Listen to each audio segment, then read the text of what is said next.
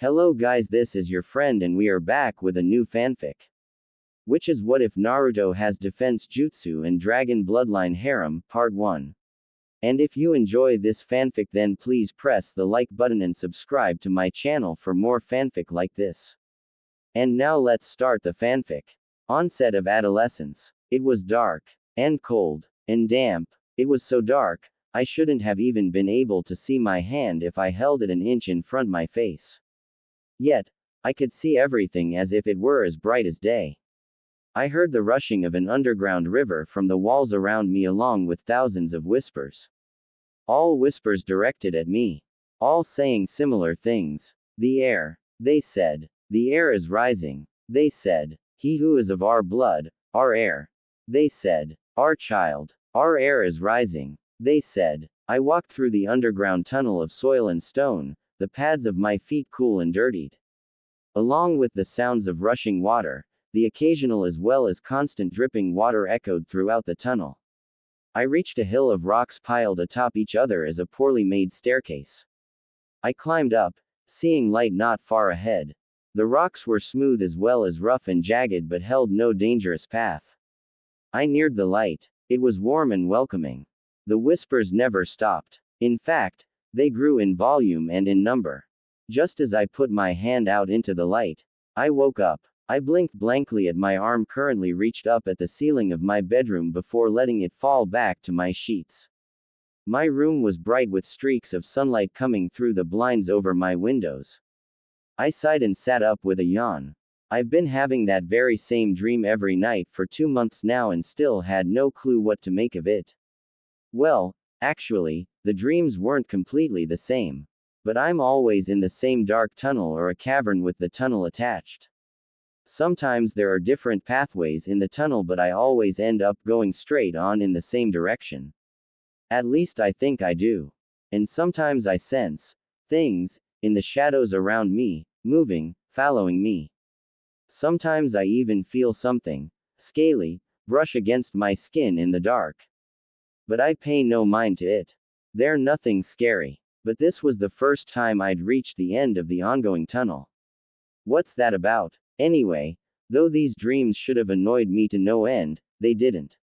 I stretched out the kinks I'd gotten in my sleep and started my morning exercise.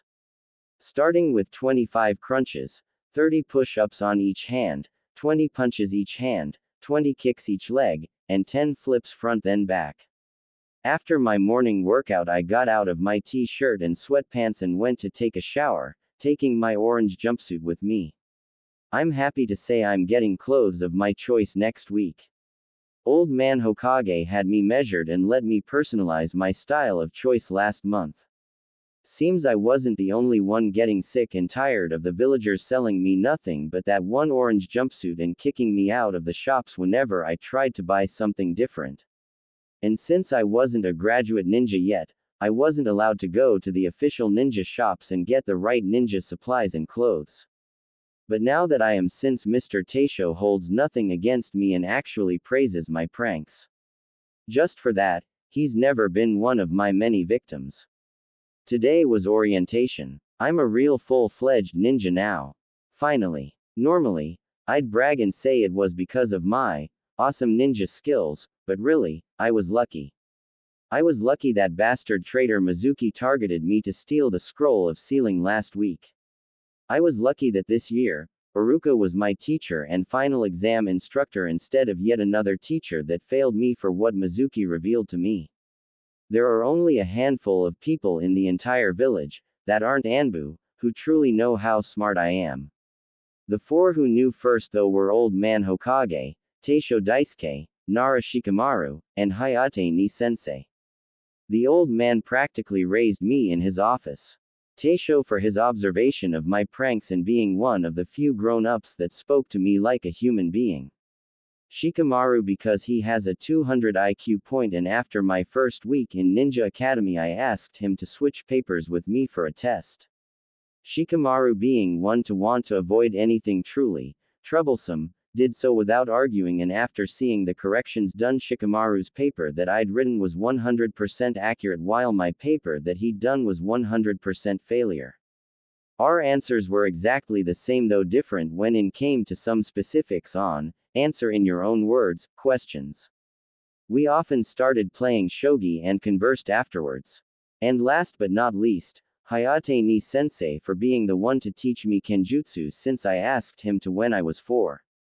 Uruka didn't know because it was usually Mizuki or another teacher correcting papers and such. Uruka still doesn't know because, like the villagers, he knew me as a hyperactive knucklehead and liked me that way. I'm afraid he'll change his mind once he finds out what I'm really like, and it's not like I can keep it secret forever with all the dangerous and life-threatening missions ninjas have on a regular basis. Everything I show in public is a mask. Look underneath the underneath, ya morons. A ninja is nothing without deceit. And the sacred scroll of sealing. Shadow cloning wasn't the only jutsu in there I mastered, but there are a few I still need to work on. Anyway, back to the dreams. Ever since the dreams started up, my senses have been off and on crazy good without the use of chakra. It's weird, but strangely it feels like it's supposed to happen. Like puberty, sort of. I'm dressed and toweling my hair dry when I go into my kitchen, and my first good morning greeting is a foul smell bombarding my nose. I pinch my nostrils together, wincing at the stench, and went over to the fridge. My fridge was pretty empty aside from some butter, a half-empty bag of celery sticks, and a carton of milk. I picked up the milk and found it was almost a week past its expiration date. See what I mean by the crazy senses going of and on? If they were always on, I would have noticed much sooner.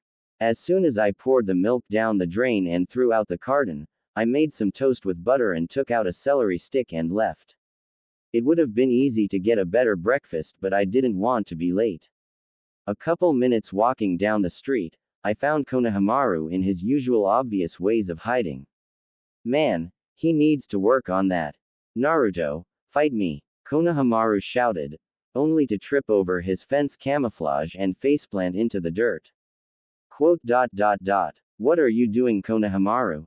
I asked plainly. That was a slick move, he said, getting up off the ground and looking up at me. That's why I consider you my rival. Quote. But I didn't really do anything, I said. Enough talk, he said, jumping to his feet. Fight me. Sorry, Konohamaru, but I need to go to orientation today. Maybe next time. Huh, orientation? Konohamaru questioned. Yep, I said, pointing to me headband. I couldn't help but smile at his big eyes shining in awe. He smiled brightly at me and gave me a salute, shouting, "Right, boss." Before running back home, I shook my head with a chuckle and continued my way to the academy. When I got there, I sat down and couldn't stop grinning. Shikamaru was just walking up the stairs when he saw me. What the? Naruto, what are you doing here? He asked. I thought you didn't graduate. I got lucky, I said with a shrug and a smile. Huh, troublesome. Whatever, tell me the details later. Mom wants you over for dinner. Sure. Goal. I look to the second door at the back of the room while Shikamaru rolls his eyes and goes to his seat when we see Sakura and Ino bickering about who got there first. Though the two of them are a little annoying, it's pretty entertaining when they argue. Huh, why's Sakura coming over here? Hi Saku. Move it, Sakura said, shoving me out of my seat without even looking at me. Sasuke, can I sit next to you? Oh, right. I roll my eyes, shaking my head as the girls gathered around arguing about who gets to sit next to Sasuke. Geez. These kunoichi are nothing but simple, stupid, hopeless fangirls. Simple and stupid because I bet that not one of these girls had any real reasons to like Sasuke other than him being top of the class. Hopeless because it was obvious Sasuke had no interest in anything other than being the strongest ninja. I then found myself looking at Hinata. She was the only girl I could see that wasn't a fangirl. Sure, I knew she had a crush on me, I'm not clueless, but she actually tries to be a ninja and works her hardest to do so while the other kunoichi in my class only try to get Sasuke's attention. At least one girl showed promise. I wince when my ears started ringing because my crazy good hearing decided to turn on just when the screeching fangirls' bickering got louder and higher in pitch. Unable to bear it any longer, I stood up and pushed a random girl from the group in front of me, who happened to be, by pure honest coincidence, Sakura. Hey, Naruto. Sakura started to protest as I pushed her through the crowd. She stopped when I sat her down next to Sasuke and then sat next to her myself. There. Problem solved, I said, placing my chin in hand with my elbow on the desk. Just when the girls were about to harp at me, Iruka-sensei walked in, ordering silence and for the girls to sit. Thanks, Naruto. Sakura whispered, smiling. I only shrugged. I didn't do it for her. My ears were starting to ring and it was giving me a headache. Iruka announced the teams and it was a funny. Team 7 was announced the way we were seated. X. Normal POV. Why would I want to have lunch with you? Sakura said, frowning at Naruto. Well, we're teammates, so I thought. Naruto, you're annoying, Sakura said before turning around and hurrying off. Sasuke, where'd you go? Naruto sighed. That's what I get for trying to be nice to a fangirl. Naruto just shrugs and heads off to Ichiraku's. Ayame usually makes him a bento since food stores kick him out all the time, and she slightly disapproves of his alternative way of getting food even though he's a ninja. Naruto forgot to pick up his bento this morning. Ayame and her father are two others who knew Naruto's true self. Naruto, there you are. Ayame's father, Tsuki, said. Ayame was worried when you didn't pick up your bento this morning. Sorry, Naruto said, scratching the back of his head, embarrassed. It slipped my mind with graduation and all. I heard, Tsuki said, smiling. Good for you. Thanks. Where's Ayame? She's out on delivery. I got your bento right here, Tsuki said, lifting a 3-bento box tower wrapped in a dark blue and light blue checkered cloth onto the countertop. Hayate also came by to remind you of practice. I guess he knew your head would be up in the clouds today. Oh, thanks, I completely forgot. Naruto grabbed his bento, thanking Tsuki again, and hurried to training grounds 13. Iruka had said their new senseis would be picking up their teams 3 hours after lunch, and while these sessions with Hayate went from 3.5 hours to 5.5 hours, he wasn't too worried about showing up late. Naruto had booked it to training grounds 13 and found Gekko Hayate waiting. Naruto put his bento down and bowed to Hayate. Good morning, Naruto, the sickly-looking Junin said with a cough. Good morning, Ni-sensei, Naruto said, straightening up. Eat half of your bento for cough now, Hayate said. We'll take a break and cough, you can finish it, cough then. Hi sensei. Flashback. 4-year-old Naruto had been wandering around after all the parents at the playground took their kids home when he showed up. He found himself closing in on training grounds 13 when he heard shouts, clanging, swishes, and some cursing. He hid himself and peeked through the bushes to see a group of Anbu without their masks and 2 of them practicing kenjutsu. One was a really tall guy with long black hair and white eyes. A Hyuga. The other was shorter, had short brown hair and dark circles under his eyes. The shorter guy was obviously winning. A second later, the Hyuga was unarmed, back to the ground, and the tip of the shorter guy's blade to his neck. Hyuga didn't look too happy as the other Anbu clapped and 2 came over to help him up. As soon as he was on his feet, he shoved the 2 away from him and stormed off. Well, I guess that's enough for today, another Anbu said. Let's get a drink, on me. The others seemed to like the sound of that and started to leave. One of the female Anbu with long purple hair turned to the shorter guy that won and asked, You coming, Hayate? No, I think I'm going to practice a bit more and go home. Maybe next time, Yugao. Yugao shrugged and followed the others. Just as he said, Hayate practiced a bit more. After practicing a kata for about 10 minutes, he paused and faced the bushes Naruto was still hiding in. You can come out now, Hayate said. Thinking the young Anbu would get mad to find it was him hiding, Naruto debated running before hesitantly coming out of the bushes, looking down at the ground. You're Naruto, right? Hayate asked. Carefully, Naruto nodded without looking up. Why are you here? Cough, you should be more careful. Naruto carefully nodded again. Quote. How long have you been hiding there? Hayate asked curiously. Quote. Al little before you beat that Hyuga guy. Naruto said, looking up at Hayate with his eyes without moving his head from facing down. And no one sensed him. Hayate thought curiously. The only thing that gave him away a minute ago was a very light flicker of his chakra. Do you know anything about chakra, Naruto? Naruto seemed to think for a moment before asking. It's Inuji White. Ninjas use it. Hayate nodded. Anything else? Naruto shook his head. Hayate nodded again. That's to be expected, but it's impressive he even knows what chakra is at his age.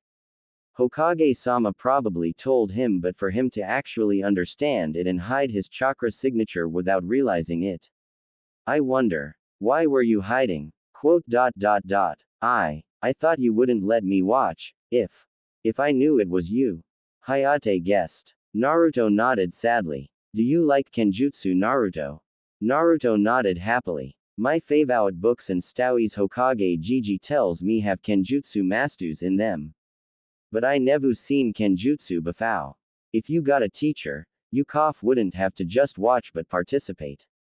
Naruto bit his lip before hesitantly asking with big hope-filled eyes. Would you teach me? Hayate blinked in surprise before smiling and nodded. Sure. Flashback end. Clang. Naruto gritted his teeth at the strength of Hayate's vertical swing he just blocked before jumping back and taking a defensive stance. Hayate nodded, ending their session for the day as the student and teacher bowed to one another. Very good, Naruto. Hayate praised. A couple more lessons and you will have mastered everything I have to teach you in Kenjutsu. Naruto smiled out of breath and nodded in thanks, handing over the spare sword Hayate had brought. I'll see you tomorrow at 3. Hayate said before shining away. Naruto went over to where the empty bento boxes, his shirt, and a jacket lay and redressed before heading off to Training Grounds 7 and the Memorial Stone. Naruto POV. I paused in step when I reach the Memorial Stone after I see this masked gray-haired Junin standing in front of it already. He gave me a glance before going back to staring at the stone. I didn't say anything to him. For all I knew, he could have been one of the many that saw me as the fox. I put the bento boxes down and put my hands together in prayer. I'm a genin now, Dad.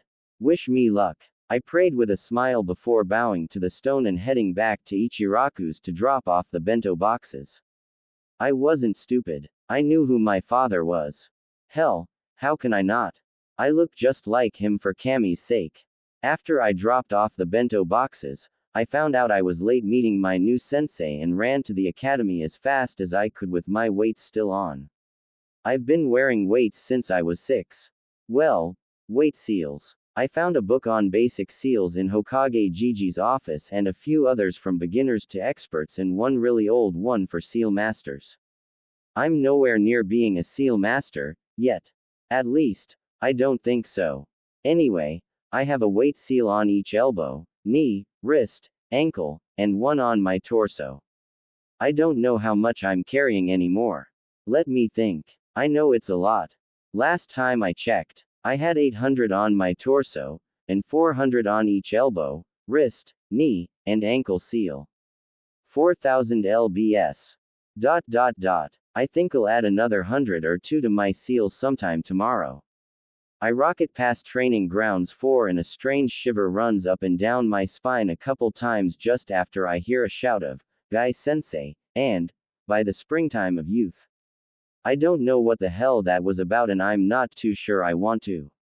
Train Grounds 4. Today my students, we are going to. Meitu Guy was cut off when someone clad in orange jet by, causing the dirt and wind to pick up behind him and blow into Team Guy, almost knocking them over a second or two later. Guy Sensei. Lee exclaimed in surprise as he stared after the orange blur of a boy that seemed to have disappeared. By the springtime of youth. Guy exclaimed in his own surprise. Lee, I have never seen someone other than you to be so fast. Like a rocket of youth. Yosh. Lee shouted, punching a fist in the air. I, under oath of my youth, do hereby swear that I will make the orange rocket my rival. My eternal rival of youth. Guy shed tears of pride. Lee. Guy sensei. Lee cheers, crying his own happy tears before they hug. And thus, a rivalry was born. Back to Naruto. I skid to a stop in the hall outside my old classroom door and go past it by about a foot before getting back to the door and opening it in a rush. Sorry I'm late, sensei. I cut myself off when I see Iruka, Sasuke, and Sakura were the only people in the room. Ah, there you are, Naruto. I was just about to leave. Iruka said. Where have you been? You're nearly an hour and a half late.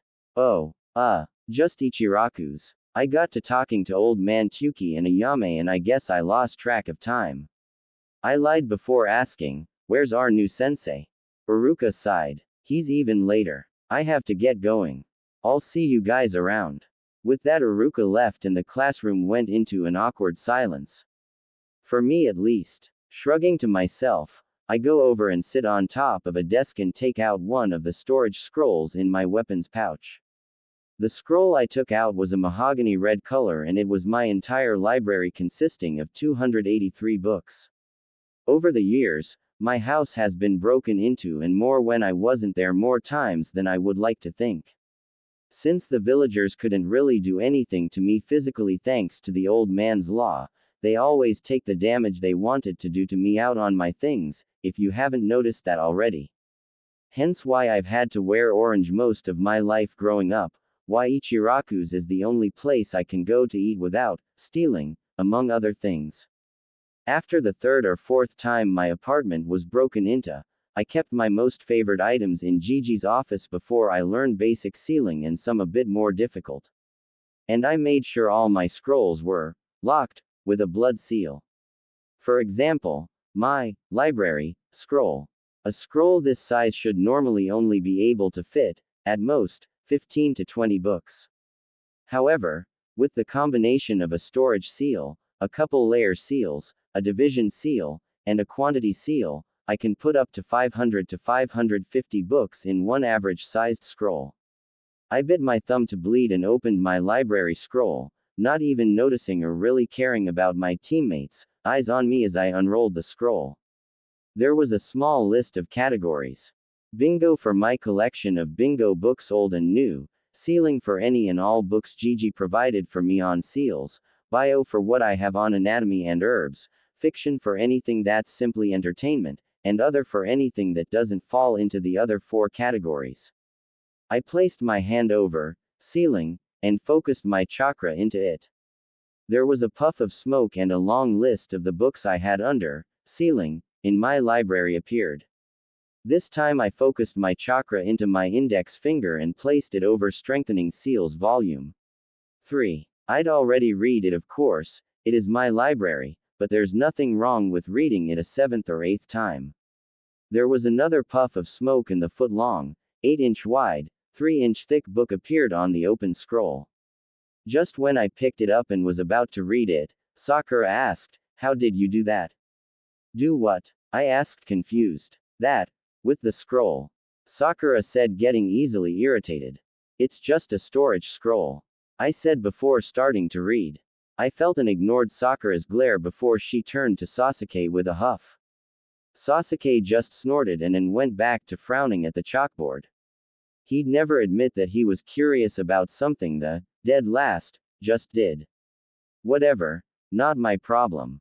After another hour of waiting, I put away my book and decided to put a chalkboard eraser between the door and doorway and went back to the desk I'd been sitting on, ignoring Sasuke's, "A Junin isn't going to fall for that," and Sakura's, "Yeah, you're such an idiot," and watched as our new sensei walked in, causing the eraser to fall on his head. "You two were saying," I mutter as Sakura gets all defensive, saying how she told me not to and I wouldn't listen, while Sasuke was probably thinking the guy couldn't possibly be a Junin. Then I found I recognized the guy. "Hey, you're the guy the first saw at the memorial stone earlier," I exclaimed, pointing at the Junin. "Meet me on the roof." the masked Junin said before disappearing in a puff of smoke. X. Normal POV. The three genin sat in front of the Junin, who just suggested telling each other about themselves. Why don't you go first? Sakura said. You know, to give us an example. Me. Well, I'm Hatake Kakashi. My likes and dislikes. I don't feel like telling you. Dreams for the future. I never really thought about it. As for hobbies, I have many. Sakura's eye twitched in irritation as she thought, that was pointless, all he told us was his name. Your turn, Kakashi said. I'm Haruno Sakura and what I like is. I mean who I like is. Glances at Sasuke and blushes. Hobbies. Dreams for the future. Glances at Sasuke and squeals happily. Sasuke ignores all this, resisting the strong urge to roll his eyes. Naruto rolled his eyes and shook his head thinking, good grief. Kakashi sighed thinking, girls her age are more interested in boys than the ninja arts. Okay. Next. I'm Uzumaki Naruto. I like to read, train, learning more jutsu, and a few other things. I dislike judgmental and arrogant pricks who just assume things and don't even bother to get their facts straight, and a couple of other things. My hobbies fall under my likes and pulling pranks, and another thing or two. And my dream is more of a lifelong goal really. I want to surpass my father and those before him. Sasuke raised an eyebrow at this in confusion. Sakura frowned thinking, what is the idiot saying now? He doesn't have a father. I bet he doesn't even know who his father is and he's just saying that to sound cool. Kakashi couldn't help smiling under his mask. Oh yeah, he's definitely their son. And lastly, my name is Uchiha Sasuke. I have many dislikes and don't particularly like anything. Sakura, who'd sat up in hopes of hearing what he likes in a girl and such, frowned dejectedly at Sasuke's answer. I don't have a dream because I will make it a reality. My ambition is to avenge my clan, and kill a certain man. Sasuke. So cool. Sakura mentally gushed. His brother, as expected. Naruto thought. I knew it. Kakashi thought. Okay. Now then, Tom ORRW, you'll be taking your final test. X. Naruto was currently on his way to Shikamaru's after Kakashi had just scared the team with the 66% failure rate before announcing where to meet the next day for the all-or-nothing pass-fail test. Naruto could only sigh on his way to the Naras. Don't eat or you'll puke, he says. Whether that's true or not, I won't be able to do much of anything while I'm hungry and at a loss of energy for not eating. Still, being worked so hard that I puke is even less healthy, sigh. In the words of a certain lazy genius that's my age, this is so troublesome. Naruto heard a faint sneeze and looked up to see he was already at the Naras and knocked. Oh Naruto. Good, you're here, said a woman with her long dark brown hair hanging over her shoulder. Shikaku and Shika-chan are out back playing shogi. You go join them out back and I'll get dinner started. Yes Yoshino-san. After slipping off his sandals, Naruto headed to the back porch to find Shikamaru cursing under his breath after a somewhat cruel defeat in shogi by his father. Naruto looked over the board and chuckled, you forgot about one piece and it cost you the game. Something like that can cost you more than a tally on a losing streak on the field Shikamaru. Yeah, Naruto couldn't help chuckling at his lazy but brilliant friend's reaction. And the blonde couldn't be any more grateful for having such a friend like him and the others. Flashback. Naruto waited nervously in a random training ground for his three closest if not only friends his age who, besides Shikamaru, found out who Naruto really was along the years in the academy. It wasn't long until Shikamaru, Choji, and Shino came upon the training grounds. Unlike them, Naruto wanted to wait to wear his headband until orientation. He wanted to keep his graduation secret for now. Hey Naruto munch, what's up? Choji asked munching on a bag of chips like usual. Yeah, why'd you call us here? Shikamaru asked confused. I'm rather curious myself. Shino said monotonely. Naruto bit his lip nervously unable to bring himself to look any of his friends in the eye.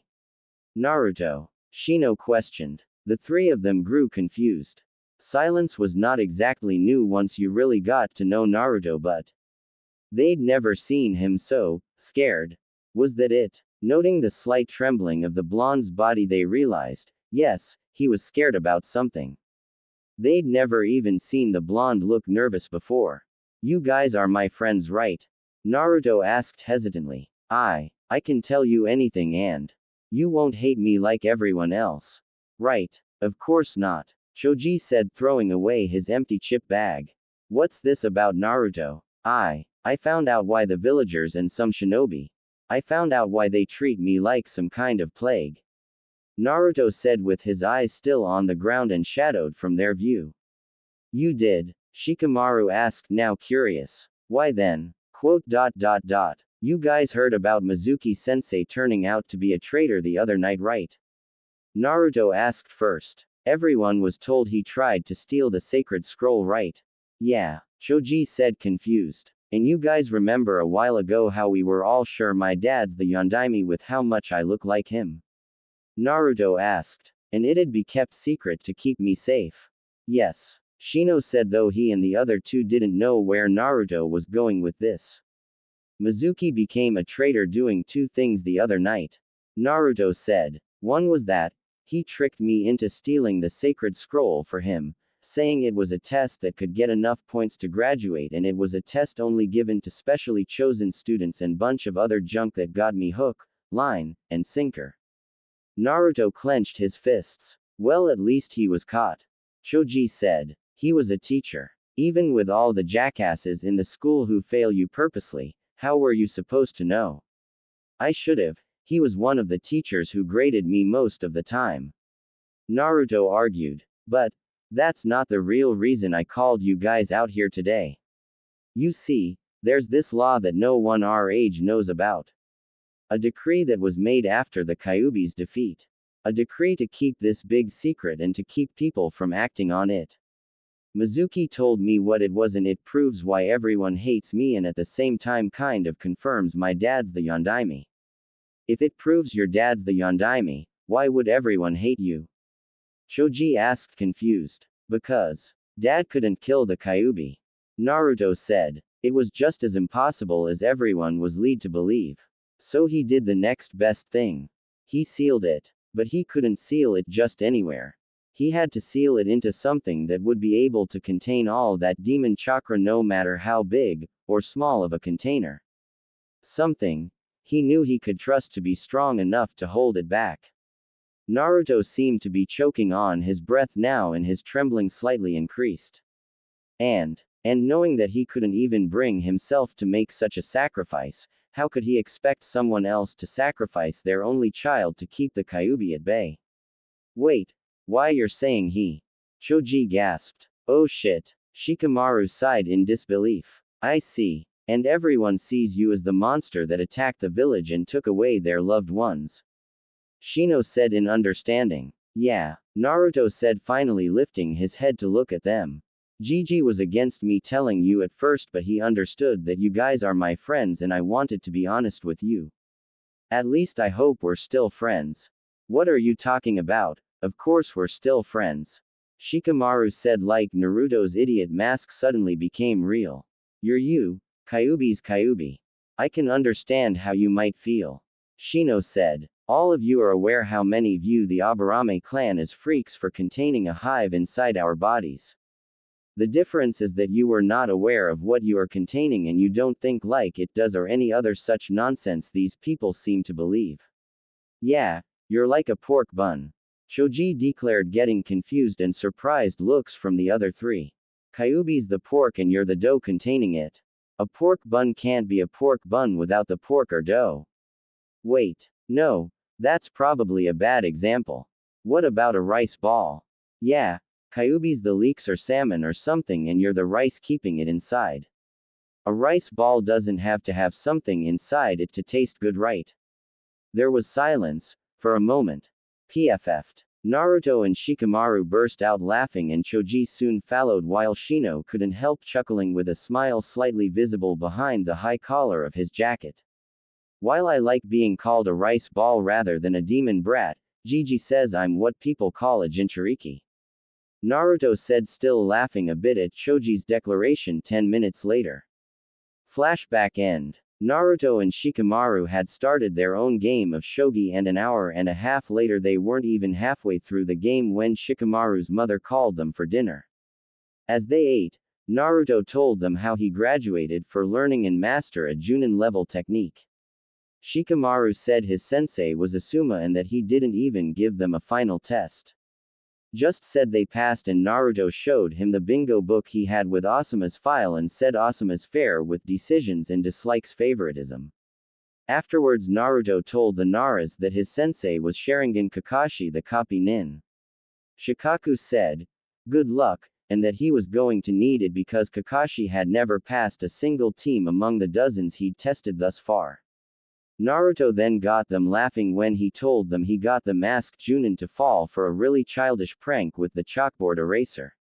Well, that just shows that no matter what skills you have, you could fall for even the simplest of tricks when you're not paying full attention. Shikaku said, so Naruto, when are you finally getting rid of that orange suicide suit? Yoshino asked. When my personalized order gets here in a few days. Naruto said happily. Good. Yoshino said with a smile. After dinner, Naruto and Shikamaru went back to their shogi game, and it was long after sundown when their game was nearly halfway through. It was nearing midnight when it was 2/3 over. Needless to say, their game was quite hurried when they called in a tie at midnight, seeing as Naruto still had to take the final exam with his team in a few hours. Naruto was walking tiredly down the street heading for his apartment. He was so tired, he was practically sleepwalking. He didn't notice, nor did he hear, the two ninjas clad in matching green jumpsuits walking towards him on their index fingers. There's nothing like a good midnight exercise, is there, Lee? Guy Sensei said to his student. There is not, Guy Sensei. Lee agreed wholeheartedly. Naruto yawned loudly as he walked between them, catching their undivided attention. They stopped on their index fingers and watched as Naruto just kept on walking, oblivious to their presence. It seems we are not the only ones who think so, Lee. Guy said happily. Lee, however, had his eyes on the orange set of clothes Naruto was wearing before coming to a conclusion. Guy Sensei, he is the orange rocket I swore on my youth to make my eternal rival. He loudly announced as he flipped onto his feet. Guy, also flipping to his feet, then said, then we must introduce ourselves and confirm your rivalry, Lee. The two green jumpsuit wearing ninjas then hurried to either side of Naruto, who was half asleep by now. Noticing this, Guy smiled brightly, saying, such determination. Sleeping while on a walk at night for a youthful time of exercise. Tell us, what is your name, my youthful orange-clad friend? Yes, I must know the name of my sworn eternal rival. Lee said. Naruto blinked tiredly, and the two of them, before yawning loudly, their voices woke him up a bit. Uzumaki. Yawn. Naruto. And yawn, I won't be orange-clad for much longer. Oh, why's that? Guy questioned. The clothes that I want to wear won't be in for a yawn couple more days. Naruto said before tiredly pinching the front of his orange jacket and held it up. These are the only type of clothing the villagers would sell me. Guy nodded, seeing as he knew who this boy was. But he was surprised that this year's dead last was so fast that Lee would want to be his eternal rival of youth. Perhaps there's much more to him than most thought from the academy. Much like Lee. Guy thought. I wonder. Naruto-kun, do you wear weights? Naruto yawned again before tiredly nodding. How often do you wear them? Lee asked curiously, seeing as it didn't seem like the blonde was wearing any. I'm, yawn, always wearing my weight seals. Naruto answered. Weight seals? Lee questioned. I see. Incredible. How much are you wearing right now? Guy asked. 4,000 in all, but I'm planning to add another 100 or 2 in a few hours, yawn, or maybe after my Genin team's final exam. 4,000. The two green jumpsuit wearing ninjas mentally exclaimed.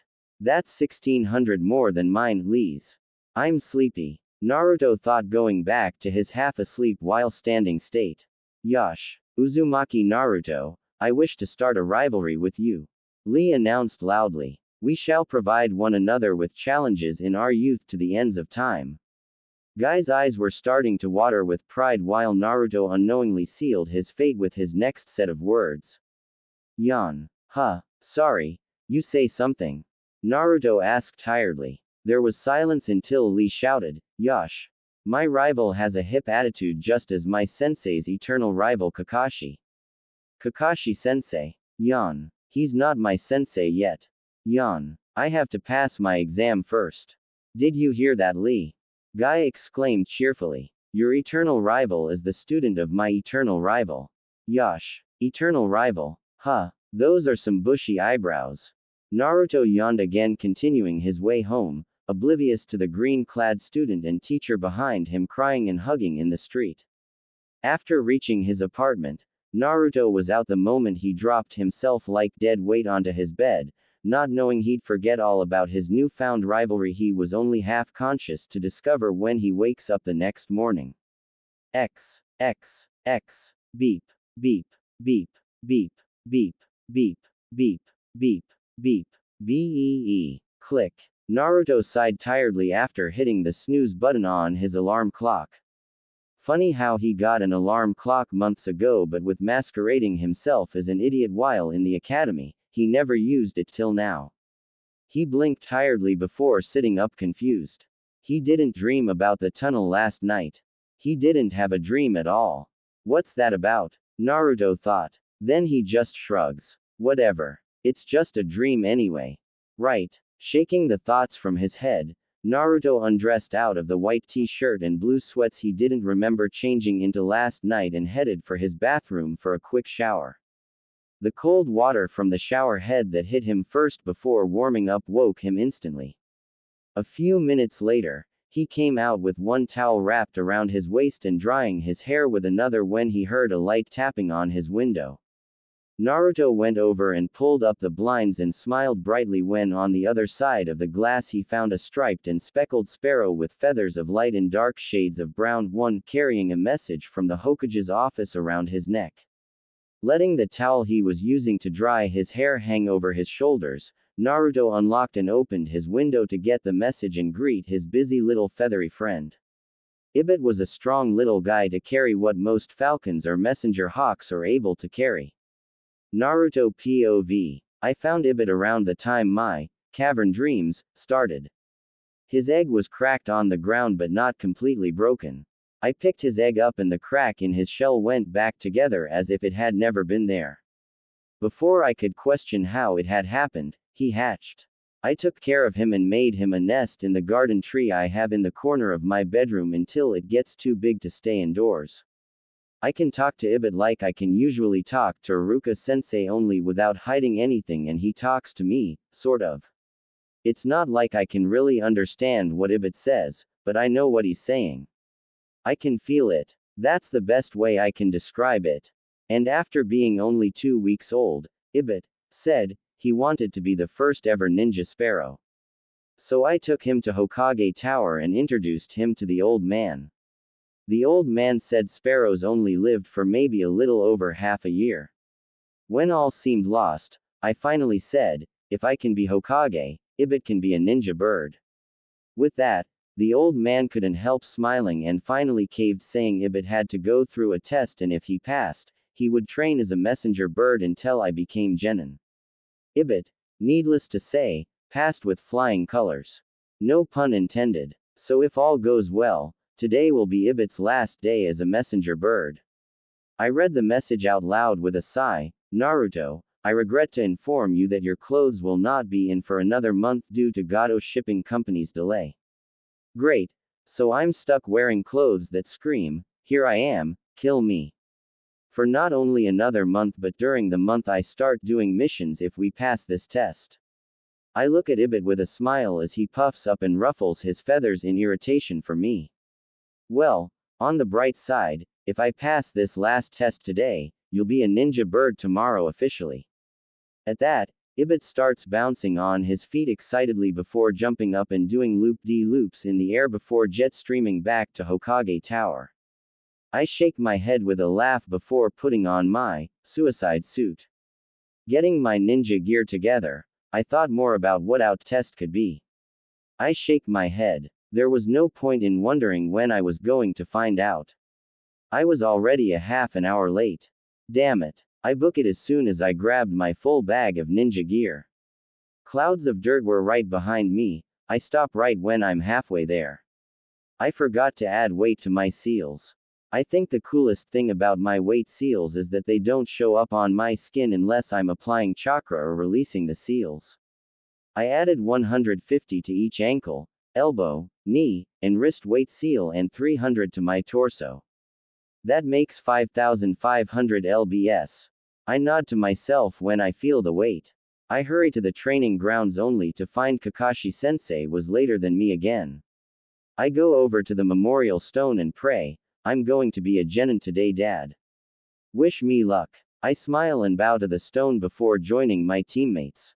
Sakura frowned at me sadly before seeming to look like she was forcing herself to smile before she finally somewhat accomplished it. "What was that about? Hey Naruto, why are you so late?"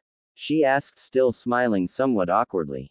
I raised an eyebrow. Why does she care? I was up late last night, I said plainly before lying down in the grass and using my bag as a pillow with my eyes closed. I hear Sasuke say, "HN.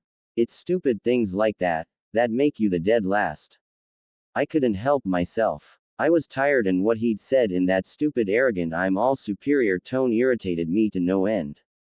What makes me dead last was all the teachers aside from Iruka-sensei failing me without even looking at my papers, brushing me off whenever I actually asked for help, and kicking me out of class for no reason whenever we were learning things together. I open and look at them saying, "But you two wouldn't know that, would you?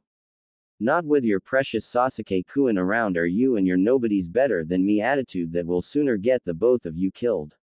I'm gonna sleep off the hours I missed last night until Kakashi-sensei gets here." With that, I turn on my side with my back to them and fall asleep.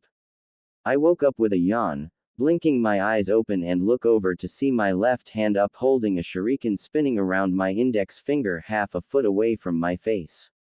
I sit up and sniff it before throwing it at Sasuke.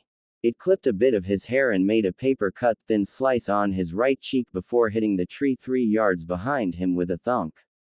"There's your shuriken back," I say tonelessly, ignoring his and Sakura's shocked expressions.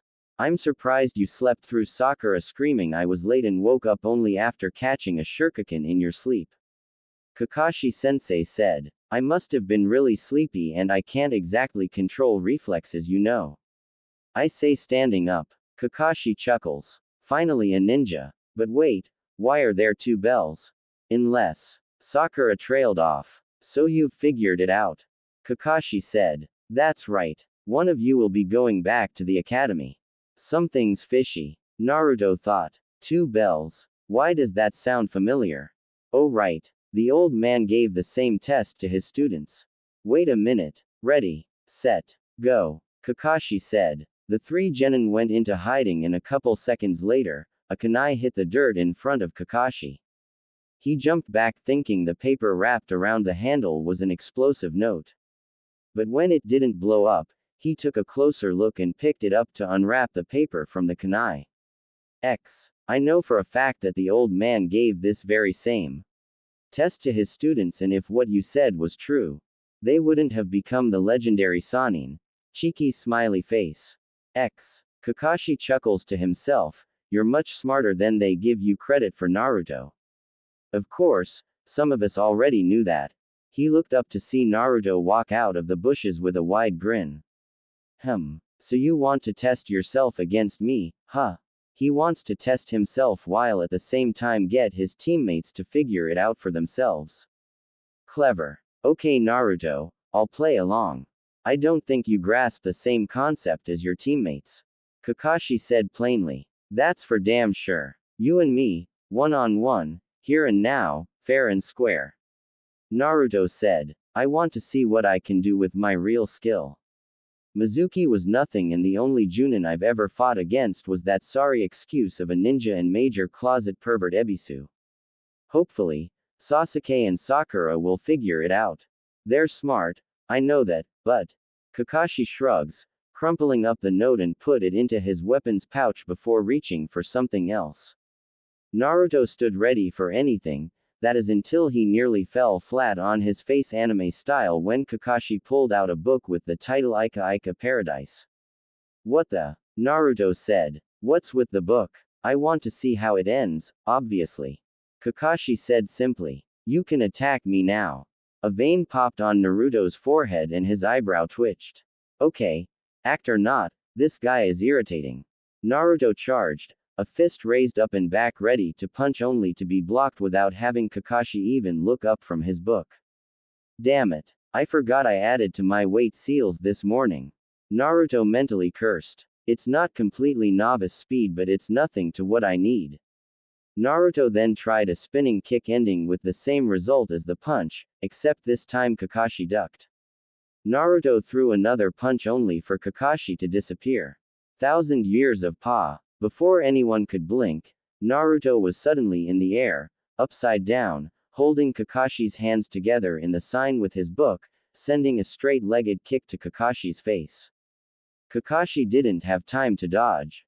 Sasuke and Sakura stared in shock as Kakashi fell back and Naruto used his face as a launch pad to jump and flip backwards in the air, landing in a ready taijutsu form or a crouch, that neither of the other two genin recognized, behind Kakashi, who was knocked on his backside blinking in surprise. Kakashi looked over his shoulder seeing Naruto looking serious only for the blonde to gain a look of surprise and confusion a second later. How the hell did I do that? Naruto mentally exclaimed without moving out of his ready crouch. Now, Naruto was no taijutsu expert, sure he knew a lot more than he let on, but that move just now wasn't something learned or even taught in Konoha. It was just instinct. Kakashi chuckled standing up and facing Naruto, holding his masked nose that looked a bit crooked now that the blonde genin got a better look at it. It's been years since someone's been able to break my nose. Well done Naruto. Kakashi praised as he moved his crooked nose back in place with a crack. Naruto blushed lightly, standing up out of his crouch. He's praising me for breaking his nose. Kakashi put his book back into his weapons pouch. I won't have much of a chance to read a word if that has decided to surface now. And from what I can tell, Naruto must have added to his weight seals again. Sandame told me how many seals the kid wears but even he doesn't know how much weight Naruto carries. Let's see what you can do. Before the blonde could question him, Naruto nearly had no time to react when saw Kakashi's fist headed for his face and just barely turned sideways dodging the it, only to bend backwards pushing another flying fist upwards with both hands. Naruto's body was practically moving on its own and he let it. Naruto grabbed onto the fist he'd just dodged, swinging his legs up and wrapped them around Kakashi's outstretched arm. He bent back and pulled Kakashi by the back of the knees. Kakashi almost fell back but stood strong before grabbing Naruto's ankle of the leg that tried to kick his head while Naruto's other leg was still wrapped around Kakashi's other arm. Seeing his chance, Sasuke threw several shuriken and kunai at Kakashi. Naruto's eyes shot wide open at the oncoming flying ninja gear and let go of Kakashi at the last second. In a couple puffs of smoke, the kunai hit the log that replaced Kakashi but Naruto was just gone. Sasuke cursed and hurried to find another hiding place. Damn, that guy just won't let his guard down and I've given away my position. Sasuke thought. And what's with the loser?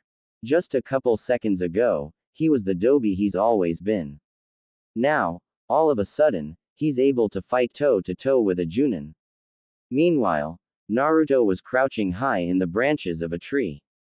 That was close. Naruto thought. I had Kakashi-sensei trapped for a reason and I know he said to go after him with the intention to kill, but Sasuke was still going a bit too far there.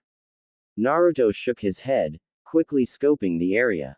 Seeing things were clear of the silver-haired Junin, he hopped out of the tree to the ground. Single quote. What was that just now? He thought. That taijutsu, it was so different but it felt so natural to me. Naruto shook his head. No, I can think about that later, right now I need to pass this test with my Tima.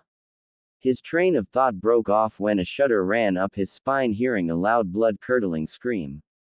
That sounded like Sakura, Naruto said to himself before running back to the clearing. When he made it to the clearing, he heard the swishing and thudding of a kunai being thrown and missing the target close by.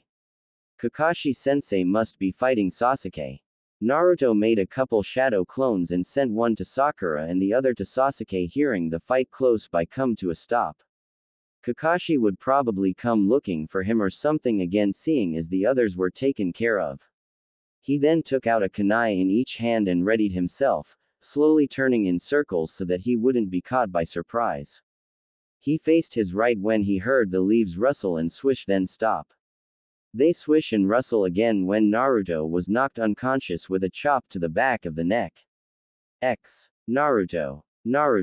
Naruto blinked his eyes open to find Sakura and Sasuke on either side of him while he was tied to the middle wooden post and Kakashi stood in front of the three of them. Damn, Naruto muttered. Glad you finally decided to join us, Kakashi said with a smile. Now that Naruto's awake, I can tell you why I don't see why you three should have to go back to the academy, Kakashi said, still smiling from under his mask. Sakura smiled. You mean? Yes, Kakashi said before frowning. Sasuke and Sakura, you two should just quit being ninja. What? Sakura exclaimed. Why? And what about Naruto? He didn't get a bell. And Sasuke was at least able to touch one. Had Naruto's objective been to actually get a bell in the first place, he might have gotten a bell easily. Kakashi said. Huh? Sakura questioned while Sasuke, who was just scowling, gained a confused look. I mean to say that Naruto is the only one of you three who figured out what this whole thing was about. Then what is it? Sakura shouted irritatedly. Teamwork. Sasuke and Sakura flinched. Naruto wasn't trying to get a bell at all.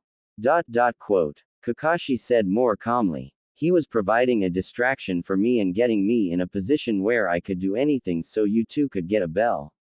Kakashi said, reaching into his weapons pouch and pulled out Naruto's crumpled note. Easy to get info that could be found just looking into your basic history book at the academy. I know for a fact that the old man gave this very same test to his students, and if what you said was true, they wouldn't have become the legendary Sannin. This is the note Naruto attached onto a kunai for me at the beginning of the test. Sure, he was telling me he figured it out. But he was confident his teammates would figure it out as quickly as he did. 2 bells and 3 students. The Sannin being a good example. How do 3 students pass when there are only 2 bells? They set aside their differences and work together. Naruto only had to think about the Sannin to figure it out right off the bat. Kakashi put the note back into his weapons pouch and crossed his arms. Sakura, you didn't even try to get a bell when you thought that's all it took to pass. All you did was worry about Sasuke and look for him when Naruto was right in front of you and you didn't lift a finger to help him. Sakura looked away, embarrassed and ashamed. It looked like Naruto could take care of himself. She thought in a bad attempt to mentally defend herself. And Sasuke, Kakashi said in a more scolding and disappointed tone than he used with Sakura. You only thought the others would get in your way, and when taking your first chance with me, you didn't even think or care if Naruto was hit by the kunai and shuriken aimed at me. You're just lucky Naruto replaced himself with a clone at the last second. Sasuke's scowl turned into surprise. Since when can the Dobi make clones? That reminds me, Kakashi said. Nearing the end of the test, Naruto did one last thing to try and get you two to work together with him, this time on a more direct approach. He made 2 clones and sent them to each of you to tell you about the needed teamwork, most likely, while Naruto himself tried to keep up a distraction in the clearing for me. The only reason those clones didn't reach you is because I knocked Naruto out, dispelling the clones instantly. Kakashi turned his back to them and walked over to the memorial stone, where a couple of bento boxes sat. This is a memorial stone. One that has all the names of the ninja who died in their line of duty. Including my best friend. I want my name there. Kakashi stiffened, feeling a chill go up his spine hearing these words, while Sakura and Sasuke look at Naruto in shock. I can't think of a better way to die. Naruto continued, then fighting for my home or for the people I want to protect most. Kakashi sighed quietly to himself, Kami, he's more like his parents than he realizes. Okay, I'll give you one more chance. Do I really need to tell you the result? Still getting used to his added weight, Naruto hurried to the river to meet Hayate. There was a pattern to where they trained and there were 4 different spots. In order from beginning to end of the pattern was atop Hokage Mountain, atop Hokage Tower, Training Grounds 13, and at the river wherein began at the waterfall. Since last time was at Training Grounds 13, this time would be at the river and waterfall. Hayate was waiting with a smile when Naruto showed up, hands on his knees and short of breath. Pass your cough last test? Hayate asked. Naruto only nodded with a bright smile while still trying to get his breath back. Cough, add to your cough weight seals again. Naruto only nodded again. How much? 150. To each seal, on my limbs, and 300 to my torso. Naruto answered. My goal is 6,000 in all, so after the next time I add to my seals, I won't be adding any more weight for another few years, if ever again. Hayate shook his head with a smile as he handed Naruto a katana. If all goes cough well in today's lesson, in a week or 2 I will be teaching you your last lesson cough rather than tomorrow or cough the day after, because we'll both be on missions. And when that's done, we'll go to get you your own katana at Teisho's. Naruto couldn't help grinning at that. Hours later, just when the sun was going down, Naruto completed the day's lesson in Kenjutsu and Hayate sent him home. Naruto took a shower and tossed his clothes in the wash before having a small quick dinner of the last of the celery sticks in the fridge and several cups of instant ramen before restocking his food supply. After taking a shower, reading a bit on seals, and putting his clothes in the dryer, he went to bed. The next day, Naruto got dressed and headed for Hokage Tower for his team's first mission. The Hokage sat with Chunin and Junin seated in a half circle. The Hokage seemed to be trying hard not to smile at Naruto. Before we list off the missions for Genin, I should like to ask Naruto, said the Hokage, how do you feel, taking away one of my best messenger birds? Everyone looked to Naruto in shock, disgust, or anger, while the orange-clad blonde looked up at the ceiling seeming to be in thought for an answer before he looked at the Hokage with a wide smile. Proud, Naruto said. The Hokage chuckled, gaining confused looks from everyone but Naruto, especially when he said, as you should be. Naruto gave his own laugh before whistling in a high pitch and twittery sound through his teeth. Barely a second later, there was a brownish blur that zipped to Naruto, and before said blonde started to wiggle around where he stood, laughing. After about minute or 2 of this, Naruto straightened up, hooking a finger in the collar of his jacket and stretched out the front to look down into it, smiling. Ibit, get out of there. Naruto laughed. In an instant, a beaked ball of brown feathers flew up out of the collar of Naruto's jacket and looped happily before flying to where the Hokage was seated and perched itself on the desk, revealing the brown feathered blur to be a brown striped and speckled sparrow with a tiny red-clothed Konoha headband around its neck. Ladies and gentlemen, Ibit, the first ninja sparrow. Lord Hokage said with a chuckle when Ibit puffed out his chest and feathers proudly. He'll be in Naruto's care. With the Dobi, that bird will be dead within the hour. Sasuke said, getting a giggle out of Sakura and smirks from the Chunin and Junin that didn't like the blonde. Only for them to frown when Ibit darted off the desk to Sasuke's left ear and started pecking the heck out of it, switching to the right ear when Sasuke took a couple swipes at him. Naruto, Kakashi, Iruka, and Lord Hokage and the others had to stifle their laughs when Ibit finally stopped and flew into Naruto's hair. Ibit, Naruto said in a scolding tone, even though his smile never left. Give the Tem a break. He still doesn't understand to look underneath the underneath. Ibit ruffled his feathers and snuggled comfortably into Naruto's spikes in response. Naruto could only half-heartedly roll his eyes. Onto the mission assignments then. Lord Hokage said quickly. The assignments went from weeding gardens to walking dogs and more chores. Team 7 had several a day for the next week and a half. On the fourth day of the second week after their third mission, Naruto called in. Hey, Kakashi-sensei, I gotta go. Naruto said. Go. Go where? Kakashi questioned. My last lesson with Ni-sensei. Naruto said. Kakashi nodded. I'll make sure you get the pay you earned today. Thanks. After Naruto was gone, Sakura asked, what lessons? And who's Ni-sensei? Kakashi chuckled. Only Naruto calls him that. When he was younger, he fell into the habit of saying, Ni-sensei, when he couldn't decide between calling him, Ni-san, or, sensei. That still doesn't answer my question. Sakura said irritatedly. Kakashi deeply sighed, especially after seeing Sasuke was curious as well. Kenjutsu. Kakashi answered much to their surprise. Naruto has been an apprentice of a Kenjutsu master in Konoha since he was 4. And if today's his last lesson, it means after today, he'll have mastered everything this Kenjutsu teacher has to teach him. Quote. Why didn't he ever say anything? Sakura asked after a moment of shock.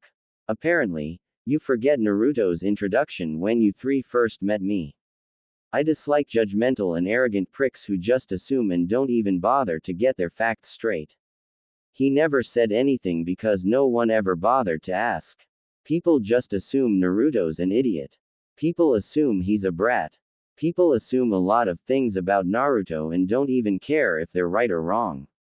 Under the loud, hyperactive idiot is a surefire prodigy that no one cares to notice, who wants to be seen for who he really is and not for who people assume or want to assume he is. He wants to be given that chance. Kakashi went ahead to where they were supposed to have their next D-rank mission, leaving Sasuke and Sakura to their thoughts before they followed a moment later. Naruto ran to Hokage Mountain and into the woods on top of it with Ibit flying beside him. Hayate was waiting and tossed Naruto a katana. Naruto took off his jacket and shirt while Hayate took of his Junin vest. They threw the discarded clothes off to the side and before the vest, jacket, and shirt could hit the ground, they charged.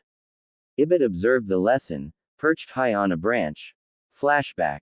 Hayate had only been teaching Naruto Kenjutsu for nearly 2 months and he could already tell Naruto was an ignored prodigy. The 4-year-old blonde was a fast learner and Hayate was sure Naruto would be a master at a young age. When Hayate first started teaching Naruto, the Anbu told the blonde that over the years, he would be teaching Naruto everything he knew about Kenjutsu. Hayate knew nearly a dozen different forms of Kenjutsu, some with different weapons though he preferred katana. Hayate told Naruto he would only teach him as long as he was willing to learn and Naruto replied that he never wanted to stop learning and that he never went back on his word. Hayate could only smile before the lesson started. He said that while Naruto was a faster learner, it was going to take a while for him to master Kenjutsu and surpass his teacher, even if Hatai wouldn't be away on long-term missions. Curious, Naruto asked what he would have to do to be able to surpass Hayate. Hayate paused, seeming surprised before smiling again saying Naruto would have to learn everything his teacher had to teach him as well as create a new form of Kenjutsu. So this is why you haven't been coming to Anbu-ken practice for a while. Both Hayate and Naruto paused in their stances and looked to see 3 Hyuga branch members standing off to the side and approaching. The one who'd spoken was the same Hyuga Naruto had seen Hayate defeat before, now smiling smugly. Training the demon brat, are you Hayate? Watch your mouth Hyuga. Hayate said surprisingly without a cough. Who I teach is none of your concern. I have to agui kansai doing you got Yao butt kicked last time. Naruto said to the Hyuga. Hayate couldn't hold in a laugh at the fact that one of the proud, high and mighty, elite Hyuga had just been told off by a 4-year-old. More laughs joined Hayate's and Naruto looked to see more Anbu approaching. 3 of which were still wearing masks while the other 4 were not. Quite the student you have there, Hayate, said the dog-masked Anbu with a chuckle. Apprentice actually, Hayate said with a faint cough. Apprentice? You see that much potential? Asked the weasel-masked Anbu. Hayate nodded with a smile.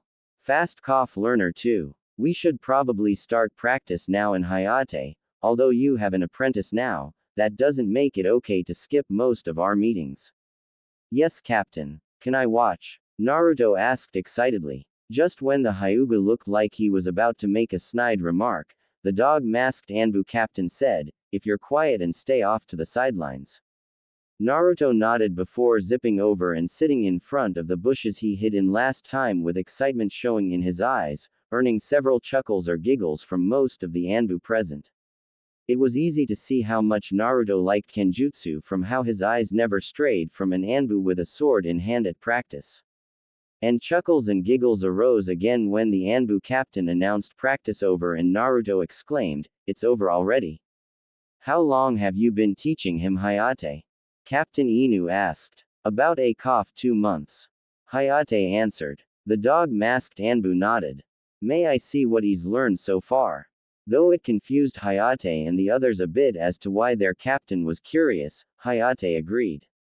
Naruto, come here, Hayate called. Naruto stood and zipped right over asking, more lessons Hayate ni sensei. Hayate lightly blushed when snickers arose from the Anbu present with murmurs of, ni sensei, and, how cute, while Naruto only blinked in confusion. Hayate cleared his throat and said, Naruto, why don't we show Captain Inu what you've learned so far? Okay. Flashback end. Naruto rolled in the dirt, dodging a vertical strike before flipping to his feet.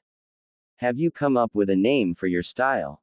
Hayate asked as they exchanged blows and blocks.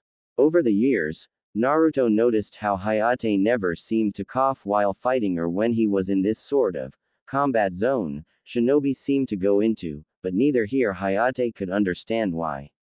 Sparrow, but I'm starting to think I should give it 2 names. Naruto answered. Hayate chuckled. I suppose it had something to do with that.